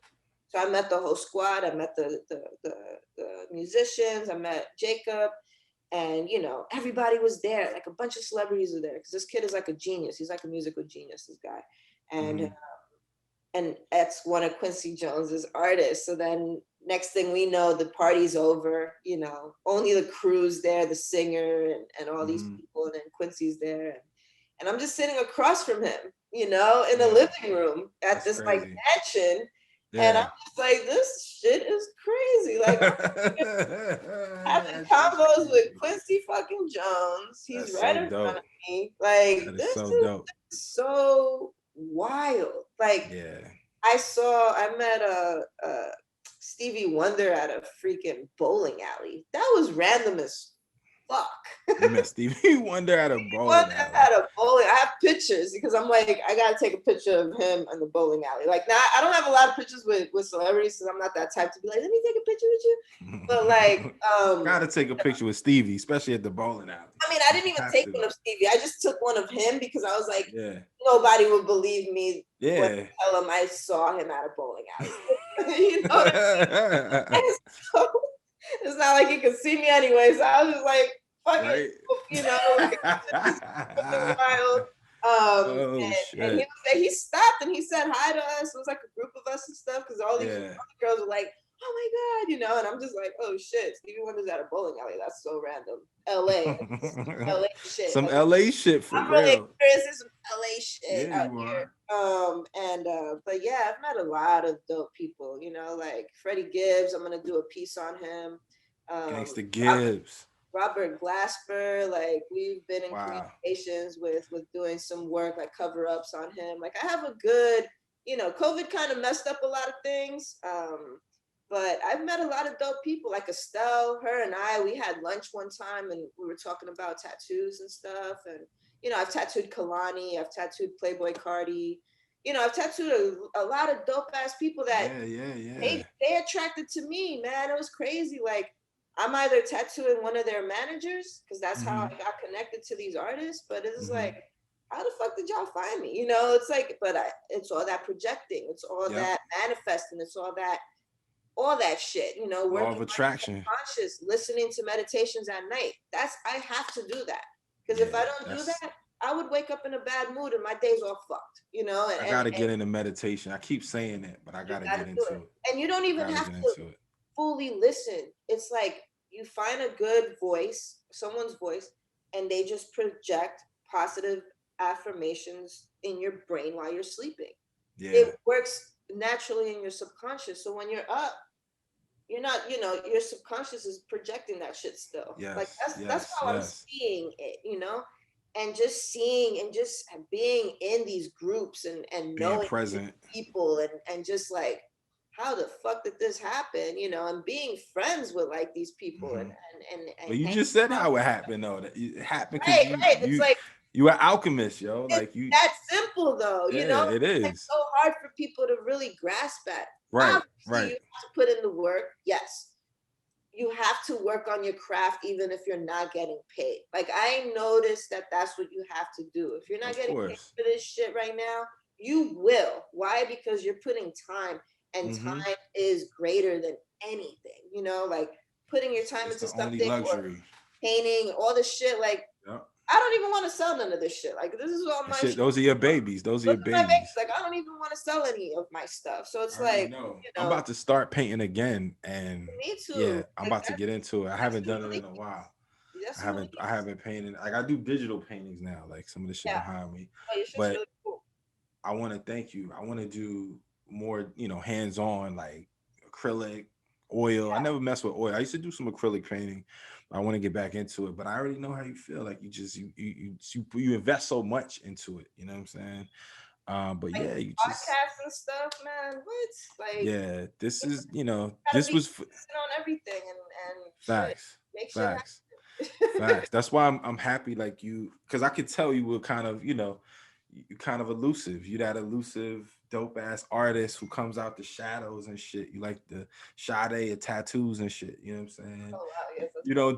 don't do you don't do interviews like that. So I was really, thankful that you agreed to do this. I didn't think you would. I didn't even know if you was gonna respond to me. I was like, this nigga hit me up out of Then nowhere I and was like, shit. oh shit, yes, I've been wanting to do a podcast because I've said that. I was like, I want to talk. I want to do a podcast. I want to, you know, talk and get my voice out there. I hate my voice, but I'm like, fuck it. I need to Stop that. go do it and stuff. You know, I feel like I have like this weird voice, but Nah, you don't. I You got a great felt speaking really voice. good that you wanted me in your podcast. So you know, Hell yeah, hell yeah.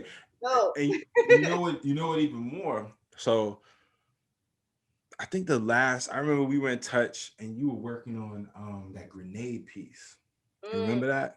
yeah, And I thought that was so crazy, like the meaning behind it, and how you were, just like just kind of conceptualizing it as you go. You know what I mean? Like I could see that process. You would send me it in phases, and then right. we lost touch for mad years or whatever. And then like I said, I came across your page. It's like, oh shit, yo, Chan's doing it. She's fucking doing it. So, You know, I want to create art pieces that aren't negative too. You know what I mean? Like that aren't a lot of nah, people it's not. It's not now. about It's like, It's just you. You gotta express you. yeah, Like you just gotta do you. You just look gotta good. whatever you feel. Sometimes you might feel something negative or something dark, but that's the way you exercise it. Right, You're not throwing a grenade at nobody. You know what I mean? right. It's just, yeah. So you're exercising it. But I read I don't know, it's like big up LA, shout out LA, something like that. I think it's shout out Um, LA. An interview you did. yes. Something along those I just lines. don't know. And Shit, I I was reading that, and I was like, yeah, your story is dope. I want to know more about your journey. Like I love hearing about a creative person's journey, to get from point A to point B and everything that went along with it, blood, sweat, and tears to have like, you get to the next phase, Right. even because this is still just the beginning for you. Like you just scratching the surface right now. You know what I'm saying? Like, so I'm happy to just, connect with you at a juncture like in your journey, because a Thank you. year from now you're gonna be further along and we're gonna have to jump on this again. And you're gonna have to update us, you know what I'm saying?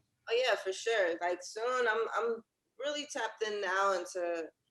I'm creating like a dope series. It's not here or anything, but I have them tucked away somewhere else. But I'm working on a series right now that has to do with what's going on now.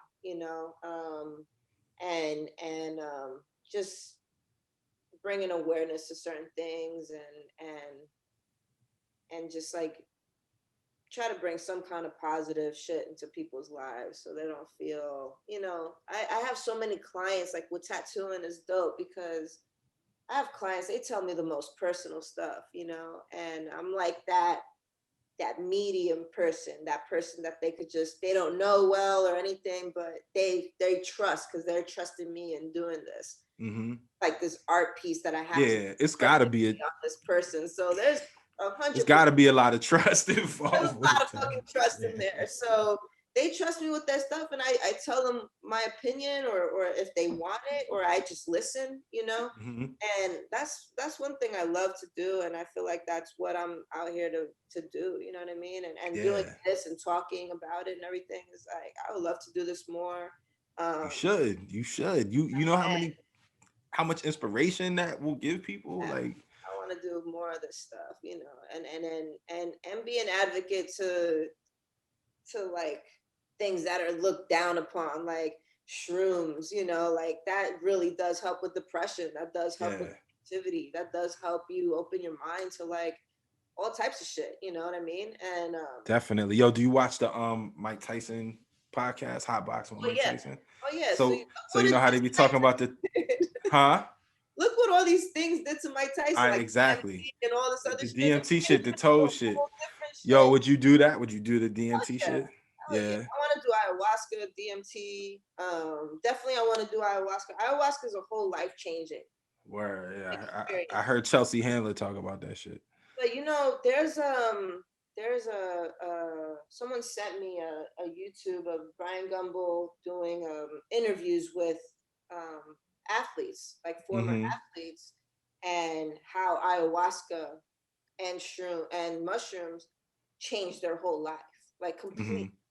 And just watching that and how it helps just really rewire your whole brain, That's how you can know that your brain is such a powerful part of powerful that you can't listen to these doctors telling you, oh yeah, they're brain dead. No, it's just you can't see anything that's going on.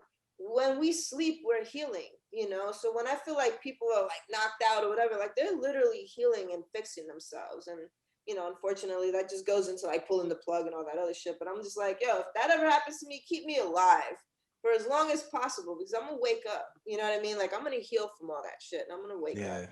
But that's just my opinion on things. But I agree. After watching that series, I was like, wow, like these guys really wanted to kill themselves. Like they were in so much pain. Yeah. Like they had memory problems. They were in pain. Like they just wanted to off themselves. And depressed and just horrible. Meanwhile, they're champions. They won awards. They won trophies. They're this, that, and third. But, they have all that damage from football, hockey, all these things. And they were talking about how ayahuasca changed that and reprogrammed their brain, and just like their whole life just changed, like they figured out what was the trauma that they were fighting, and fixed it, or they saw a path that they should follow. Everyone has a different, something different that they tap into when they take this this plant. And it's an herb, it's all of this natural herbs and stuff. Like it's not even man-made pills or anything like that. Like this is like straight up from the earth. Like it's medicine from the earth. No, I'm a huge advocate for medicine from the earth. So like 100%. So why is this a drug? Why is this considered a drug? It should be considered as a, to help people go through these things, like these pills just make things worse. Like you have depression, you take this pill, now you have like a heart attack problem or whatever the fuck, like your circulation isn't right, or you have all these other issues that come up with just trying to fix your just trying to fix one thing. To fix one thing, something else fucks and it's up. like we have all that given to us. Like that's literally, weed for me. I smoke weed all the time. I smoke weed while I'm tattooing.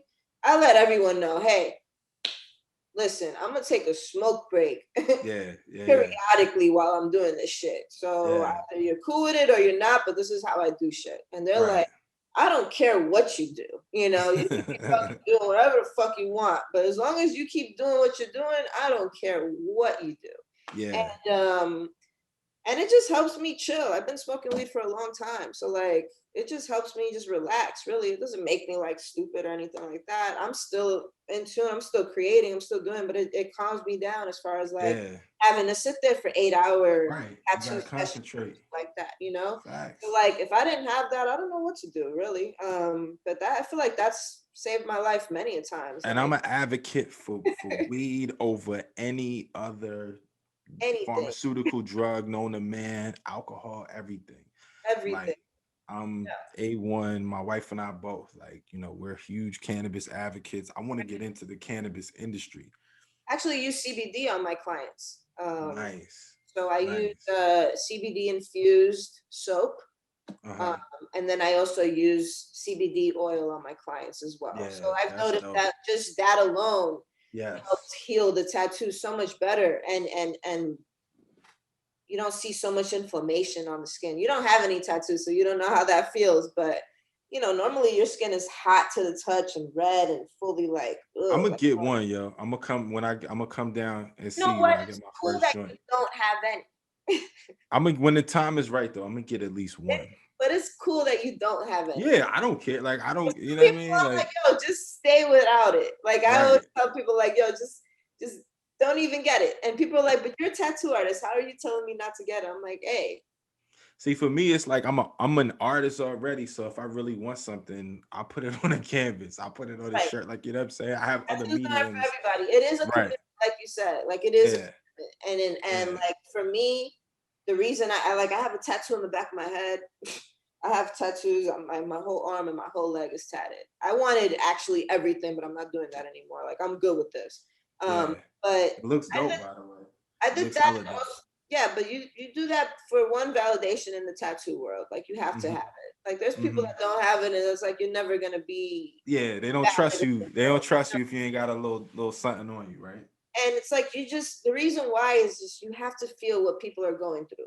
You know what I mean? Like I know I did a whole arm and a whole leg. I know pain. Like I know what my clients are going through and how to make them a little bit more comfortable and kind of ease that a little bit. So, that's one of the other reasons why I did that and see how long I could do, what the body can take, what's this, what's that, what does this pain do, like how deep the needle needs to go and all this other shit. So, but it is a big commitment. Sometimes I look at my arm and I'm like, ugh, because like with this tattoo, I can't really wear a pattern anything because it's too much going on. It So took like me a I second. have like a cool pattern dress with like crazy Oh patterns. damn, it's gonna clash. It's gonna clash with your Really, sleeve. yeah, because my whole leg is colorful. My whole arm Damn. is colorful, and then I got this crazy colorful ass dress. Like it just does not look good. So sometimes I'm like, fuck, I can't even wear that because of this. Nah, yo, your shit is I'm cool. universal. I You just can wear rock it black with now. everything. I just wear black, dark blue, like. Oh shit. Word, Yeah. word. Nah, those are my colors for real. But that's one thing I wanted to ask you. One more thing before I let you go. Yeah.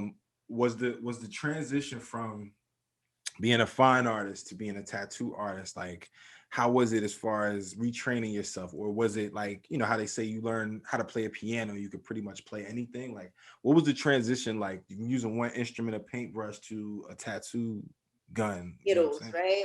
Yeah. So like, yeah, the canvas is the skin and the brushes are the needles, right? Word.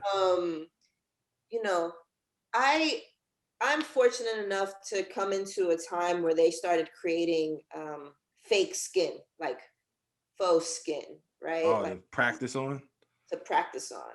So I've worked with a couple of companies that they started doing that and it started being a big thing and making like arms, like fake arms and shit like that. So I was fortunate to start in this business when that was coming out.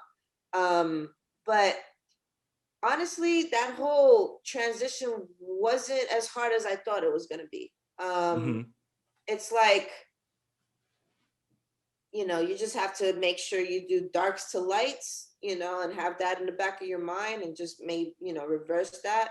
The But contrast.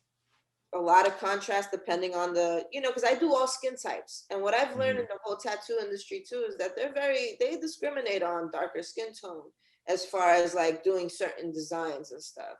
Yeah. And a lot of tattoo artists are getting like this backlash of like, oh, you're only tattooing white people, blah blah blah blah blah.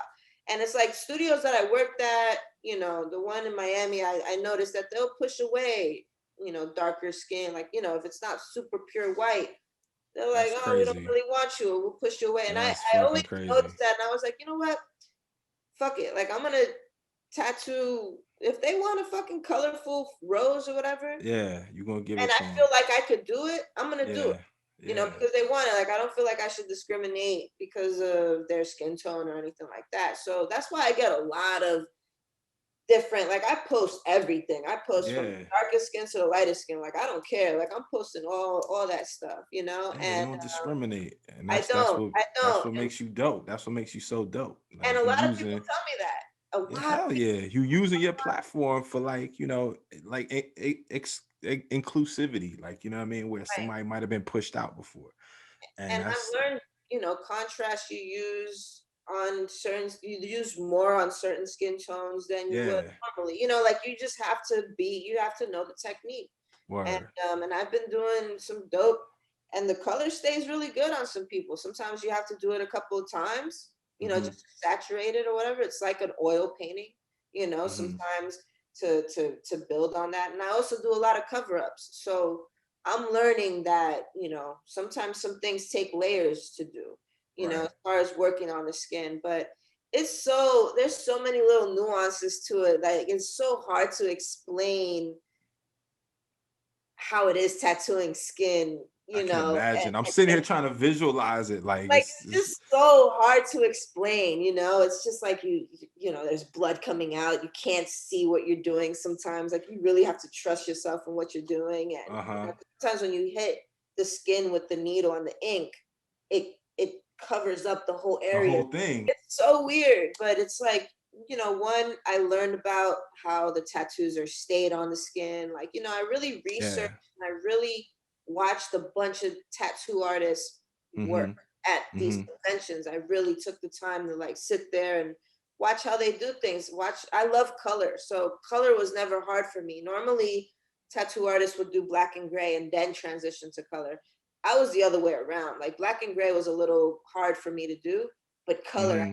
could do. Like I could put 50 different colors for like a yellow rose. You know what I mean? Like Yeah, yeah, yeah. it's just so many. Like I see blue, greens, yellow, a little bit of red, white, this color, that color. You know, I see that in this one little, you know, when another person's like, it's just a yellow rose, you know, like I it's love that shit, weird. yo. That shit is Um, so dope. and so color theory was just like I could just catch that Hmm. and it was perfect. And then just tattooing on those fake skins, you know, gave me an idea. And then there's different styles of needles. You have a tapered needle, which is a liner. You have a shader that's a little open. You have like a mag that's like this, you know, and Hmm. square or curve, like how this is, or square, um, for like different shading areas. So those are your brushes. So that's how I see Wow. it. I use multiple different needles. Especially now, it's a little bit more convenient because the old machines, you needed like maybe 6 different machines for each needle. Now you have one machine and you have cartridges of Hmm. different needles. So now I could just use one machine, take that cartridge out, put another needle in there that I'm going to use to get to certain areas or however I want the texture to look or whatever. Yeah. So It's you know, amazing, just yo. learning about that stuff It's and amazing. technique and everything. It's really it is complex, but I don't know, man. I got into it so quick. Like I made it to Ink Mag within like 6 months of my apprenticeship. Like into a year, I got my own like I went to a convention in Puerto Rico as a tattoo artist, not Hmm. as anything else. You know, it was like I Hmm. had my own seat, I had a banner, like it was dope. I made money, Wow. like it was crazy, and I was just 1 year into my apprenticeship, which normally your apprenticeship is like 5 years. So, Hmm. um, you know, I took that. I learned. I really dedicated a whole year. I worked from 10 a.m. to like 12 at night sometimes, like just apprenticing and then managing the studio, you know, every day, pretty much 6 7 days a week. Like I just really put in the time into it, Yeah. really learned, really watched, because I'm a visual person, so I could just watch somebody do something and I could mimic the whole thing or create Hmm. my own way of doing it. So it was That was like school for you. That was like tattoo it school for you. was, it was, and I dedicated a whole year to that. Like I Word. got really broke, you know what I mean? And That like they happens. weren't paying me a lot because they were like, we're apprenticing you and stuff. So this is kind of you paying us back type of thing. Yeah, So you were enriching yourself, honing in your craft. so Like, I was just like, this is temporary. And yeah, that's another thing that I like to tell people is like, this shit is temporary if you want it to be temporary. You know what I mean? Like if you keep speak on it. bumming yourself out on it and stuff, you just have to know your end goal is here. Yeah, But you just got to take these steps, and yeah, sometimes it's swallowing your pride and just fuck it, and just going with it. yeah, If you could do that, if yeah, it's possible. But yeah, as far as tattooing and that whole transition, it's so weird to just explain how it feels, tattooing skin and stuff, but it's dope. Like it's so cool seeing it from beginning to end, and just yeah. like That's taking the photo afterwards and being like, oh shit, I did that, like it's dope. yeah. It's because you dope. Like, to do it as quickly as you did, and that's why I asked you about the level of like difficulty comparisons, if you will, from one medium to the next. But that analogy you made about the needles being your brushes pretty much, and Yeah. now your canvas is like more fluid and you can puncture it easier, and your subject might not be still, and Right. all of these variables involved, and you still have to create a photorealistic piece of art that looks like something you do on a canvas on this person. Like, what the Yeah. fuck? When you What think the about it, it's fuck? like, oh shit, that's crazy. Yeah. That shit's I put a crazy. lot of people to sleep too. A lot of Wow, people that's fall asleep while I work on them. wow. It's That's so wild. Like they because are you a healer. You a fucking healer, yo. fucking knocked out. They're That's like knocked yeah. You out. you need to take this, like, you honestly, like, you need to you got to write a book, Channing, about your philosophy. Everybody tells me I'm that. I'm like, dead I'm not a serious. writer, but maybe someone could write it for I'll me. help you. Shit, I want to start writing again, but you need to write a book about your philosophy and how you made this like a healing session as well as a tattooing session. Yeah, That's so dope. Like, for real, for real. that's the goal. Um, That's the goal. yeah, yeah, yeah, yeah. To see my brand as that. You know what I mean? Like, Yes, yo, I heard yes. you do this. Like, you change people. Like, there's some deep. Yo, I've heard some real deep people crying. Like, I've been through it, like with my clients and stuff, and it's like, you know, people don't build that bond with tattoo artists. It's a whole different thing. You know what I mean? Like, it's just a whole. They're like, holy shit! Like, they'll hit me up, hey, how you doing? Or like, update, blah blah blah, or let's have lunch, or Right, hey, I'm right. sending you something, a present, or this, You that, and the other. building bonds with I get people. a You love of bonding with people. everyone. They love me, and I love them, and it's just it's so cool. Like it's really dope how where it's going, where I Yeah. want it to go, and just trying to help people, get through shit. Yeah, I'm really happy for you, for real. Like, I'm just really happy to see you in this place just doing your thing. Like, you could, I don't mean LA, I mean in this place in your life, mentally, spiritually, creatively. Like, you could be doing this shit anywhere, for real, for real. But I mean, you picked a great place, like, you someone with your power, you know what I'm saying? Like, you need to be in a place where you can harness it and use it like to the maximum. To the And a max. place like LA, is a hub for just different people. Like, all the people you name, like the fact that you just named Quincy Jones and Stevie Wonder, like, those are two of my, I'm just huge mega fans of both of them, like, I grew up on both of them, you know what I'm saying? And just the fact that you name those two first is crazy. Yeah, um because everyone else, I'm just like whatever, but those guys, I'm like, what? no, Quincy Jones is like literally like he's goals for, like, I want to be Quincy Jones, just his He's still mentality. fly, man. He's so ill. He's the He's illest. still He's the ill. He's dopest. still like this Yeah. fly. Yeah, He's what is just he? Almost smooth. 90, right? He's like almost 90 Yeah, years old. but he was still He's smooth with it. The he's the ladies are still man. like around Of him and course. stuff, and like He got young in his girlfriends brain. and You shit. know what I mean? Like, he's still doing it. I'm like, okay, fellas, Q is the do your man. thing, man. But Q is my idol for real. It was cool, man. It was cool being, in the same room with people like that, or any, like, it's just been really, really wild. Like the whole thing has just been a really cool, dope experience. Like I just think about it and I'm like, wow, I've met a lot of like people that people just really wish they could meet, I guess. Yeah, You know what I yeah, mean? yeah, yeah. Like it's so dope. It's so dope. That's amazing. And it's just, you just getting started for real, for real. Like you got a long way to go. Like, and that's the craziest part. Like you going, You gotta live in the present time too. I'm absolutely. No, you learning got to that. be present. You do. I'm Me learning too. that though. Me too. Because I'm the futuristic type. I'm the futuristic type, and I'm the type that will like think about the past a lot too. And I'm trying Yeah. to like let go of that and just live, now. Yeah, I'm really nostalgic. I'm super nostalgic, and the living in the moment is so important, especially for me now, like having little people who, are like a reflection of me, like Right. that to me is the ultimate, That's you so know. they're so precious and so like Yeah, they really are. They they're really adorable are. too. My Like whole I my love whole it. family situation is so dope. And I wouldn't have it any other way. Like I couldn't go back to like my old life when I was, in South Florida running around.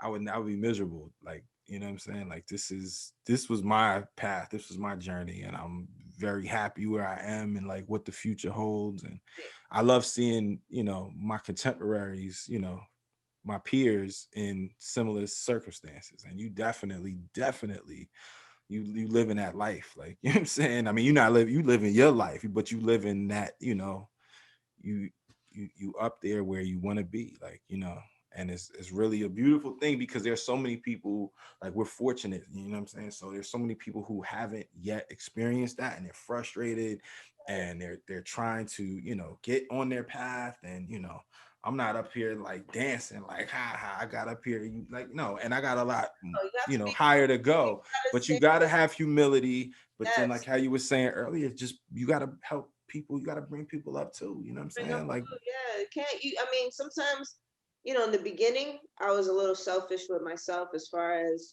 just taking myself out of the picture, but and that was for self-care though. you That have to was for do like that. self-care. Yeah, You have to do that. I that's tell that to different. everyone. I'm like, yo, you're going through it. It's because you're around this or that, or you probably Yeah, need to be around family right now. Like, as far as not like your immediate family, your kids and stuff, but in the past, when we didn't have none of that going on, it was like, sometimes you need to just get away from everyone and be like, listen, I can't talk to you right now, or right. I gotta figure shit out, and with your opportunity now, like you have kids that what you want to teach them, how you want them to grow up, you're tapping into more of that mental health, that happiness, having them trust Absolutely. you as a dad, and having them being able to talk to you about things like that's important. I didn't That's really have key. that, so it's like The that, communication is that key. communicate. I'm sure you didn't have that either. Like you can't talk to your mom or some shit about everything. You know what I mean? Like there was Right, things that I didn't talk to them about. Because I right. was like either I'm gonna get my ass beat or some shit, or like who knows. But Yeah, you have that opportunity now. Your path too is definitely. now you have your kids, and you need to teach them how to live a great life, because you know what it is, you know what it takes, 100%. you know what I mean, you know 100%. you know how all of that is, and just give them love and just have a happy home.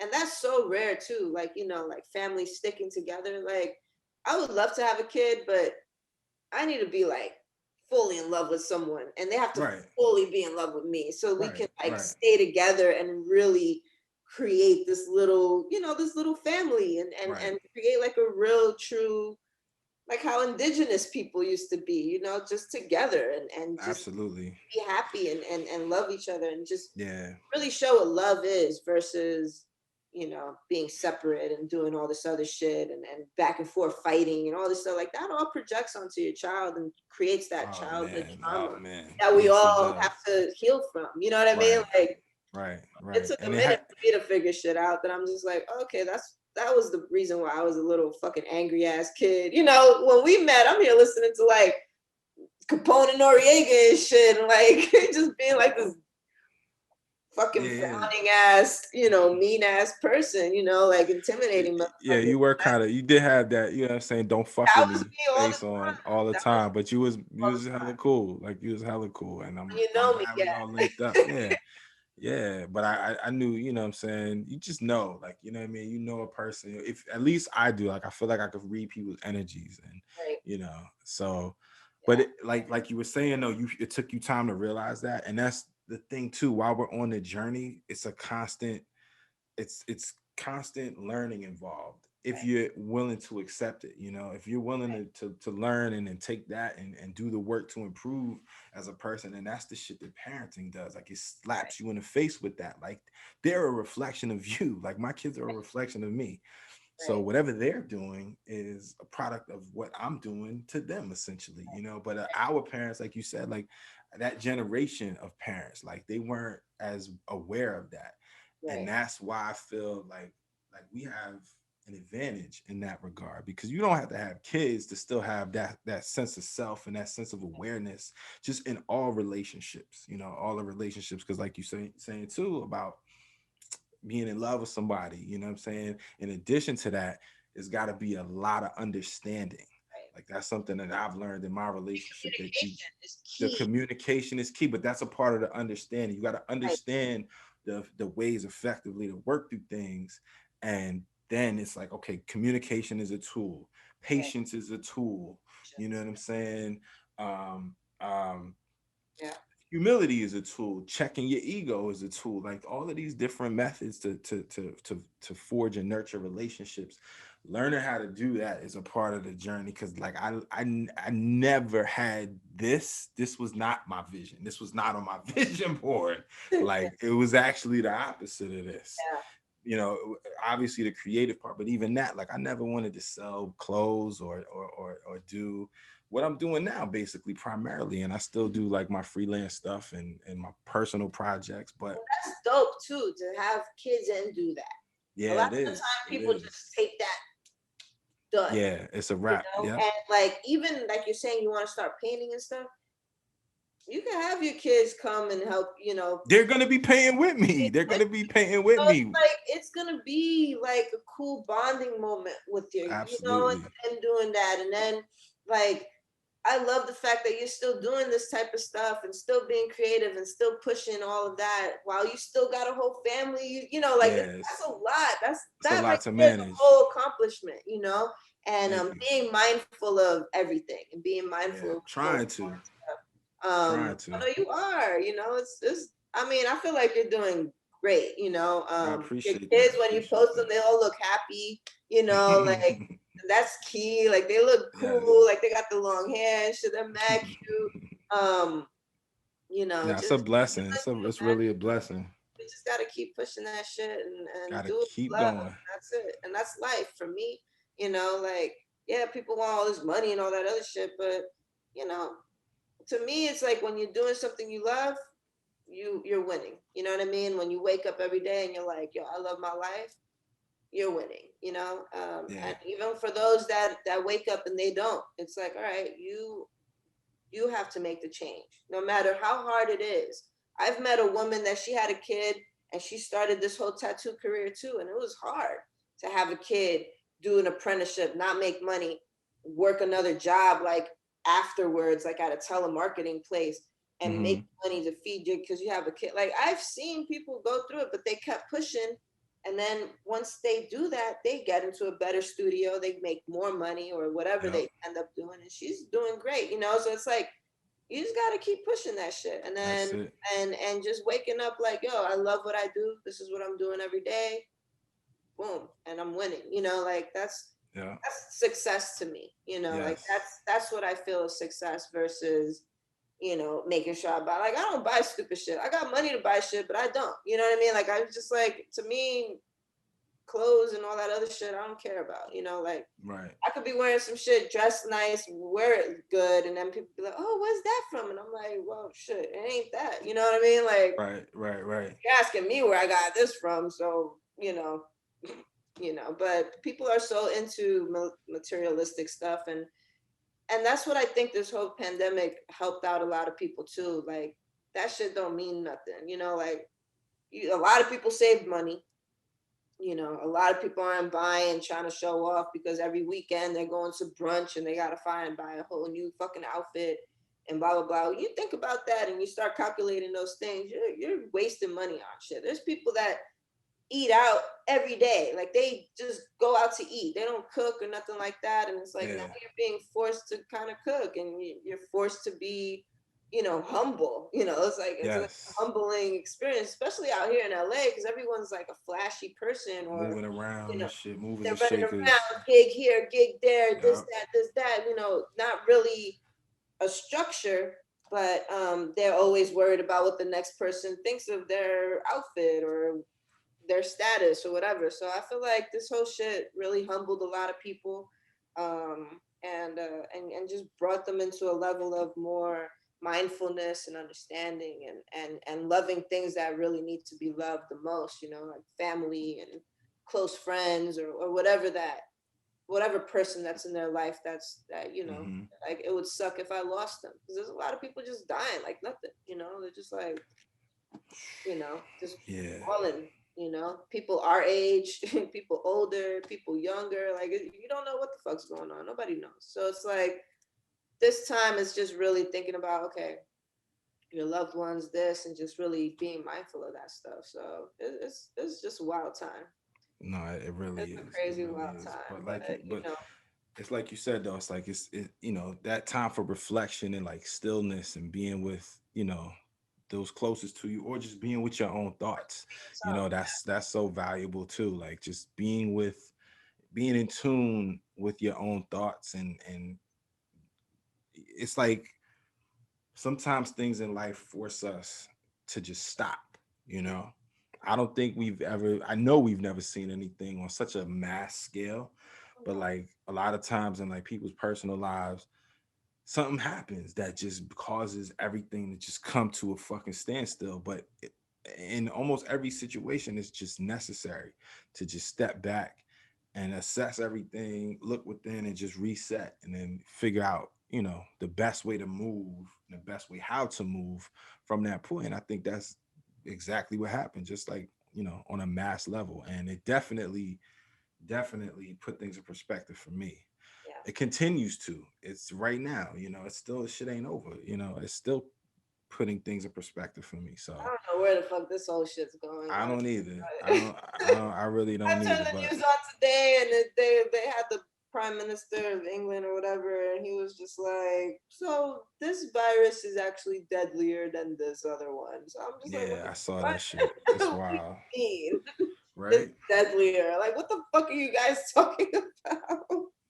Nah, we just gotta keep, spreading that positivity, putting it in the universe, and healing. Like, Yeah, you gotta continue to use your powers to heal, because that's what it's gonna take for us to yeah, get through this. And as corny as that might sound to people, you possess that power. Your clients come back and for things other than tattoo related stuff, right. because you touched them, you bonded with them, Yeah, I you get know, phone and calls like, "Hey, that's the beauty of being an artist. I feel like, even in the most minute fucking way, the tiniest way, if I can inspire somebody to do something, if somebody sends me a message saying they were inspired to do this or start their own kids line or do something creative, entrepreneurial, whatever, like, I feel that fulfills me. Like, honestly, not for I don't need, all of dope feeling." the you know what I mean? Like, I just need that to know that, like, I'm contributing something to someone else. If I can make a living and be comfortable and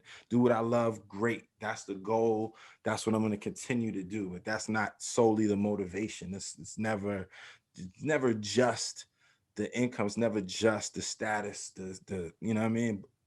The money's definitely a part of it. Like, we not going to lie. Like, we gotta survive. We But gotta eat, that's how and the only way. if you want to live good, you gotta work for it. You gotta grind. But if you are passionate about what you do and love what you do and contribute something to someone else, you're not hurting anybody. Like, that's what I'm all about, and It that's all what I'm all comes. for, and that's what I'm advocate. That's why I started this podcast, so I can talk to people who are living examples of that philosophy, which, what I'm saying, you definitely are. So let the people know where they can connect with Channing, where they can, contact you, see your work, all that. I'm actually in the process of building my website, which would be channingartcollective.com. Okay. Hopefully that comes out soon. I've just been procrastinating on it, honestly. Like I have all that and it's like, shit. I need to take the time to really build that, but that would be Yeah. up and running. I got the social media, Channing Tattoo, Twitter, Instagram, Facebook. Because this is like social media is so huge. Like I am thankful for social media, honestly. Yeah. As far as Me like too. where I'm at right now and on the contacts that I'm getting and all that stuff is all through social media versus being out and meeting people and getting referrals and stuff. But yeah, Channing Tattoo and Instagram. You can hit me up there. And then we'll see what happens soon. Yes. As far as like my artwork and stuff on Going that to bigger and better. website. What do you mean? With Yeah, bigger and better. it's gonna be You crazy. going to new heights and new plateaus. You know what I'm Yeah, saying? so. You only going higher. Listen, Channing, thank you so much for coming on and sharing your story. It was amazing. Like this is by far the longest podcast I've had thus far, and it was great. Nah, it was great. Like your story is really inspiring. No, it doesn't. It doesn't. That's when you know it's a good conversation, and I appreciate it. I love seeing this. Like, you know what I mean. So keep doing you. Do it again. Absolutely. No, but we're gonna check back in for sure. Talk For sure. stuff. I got a lot of shit to talk about. We're gonna tap back in. Absolutely. About some aliens I was playing. Hell yeah. No, I'm down for it all. Like, definitely keep thriving, keep doing your thing, keep shining your light, sis. Truly appreciate you. Thank you so much. Truly appreciate you.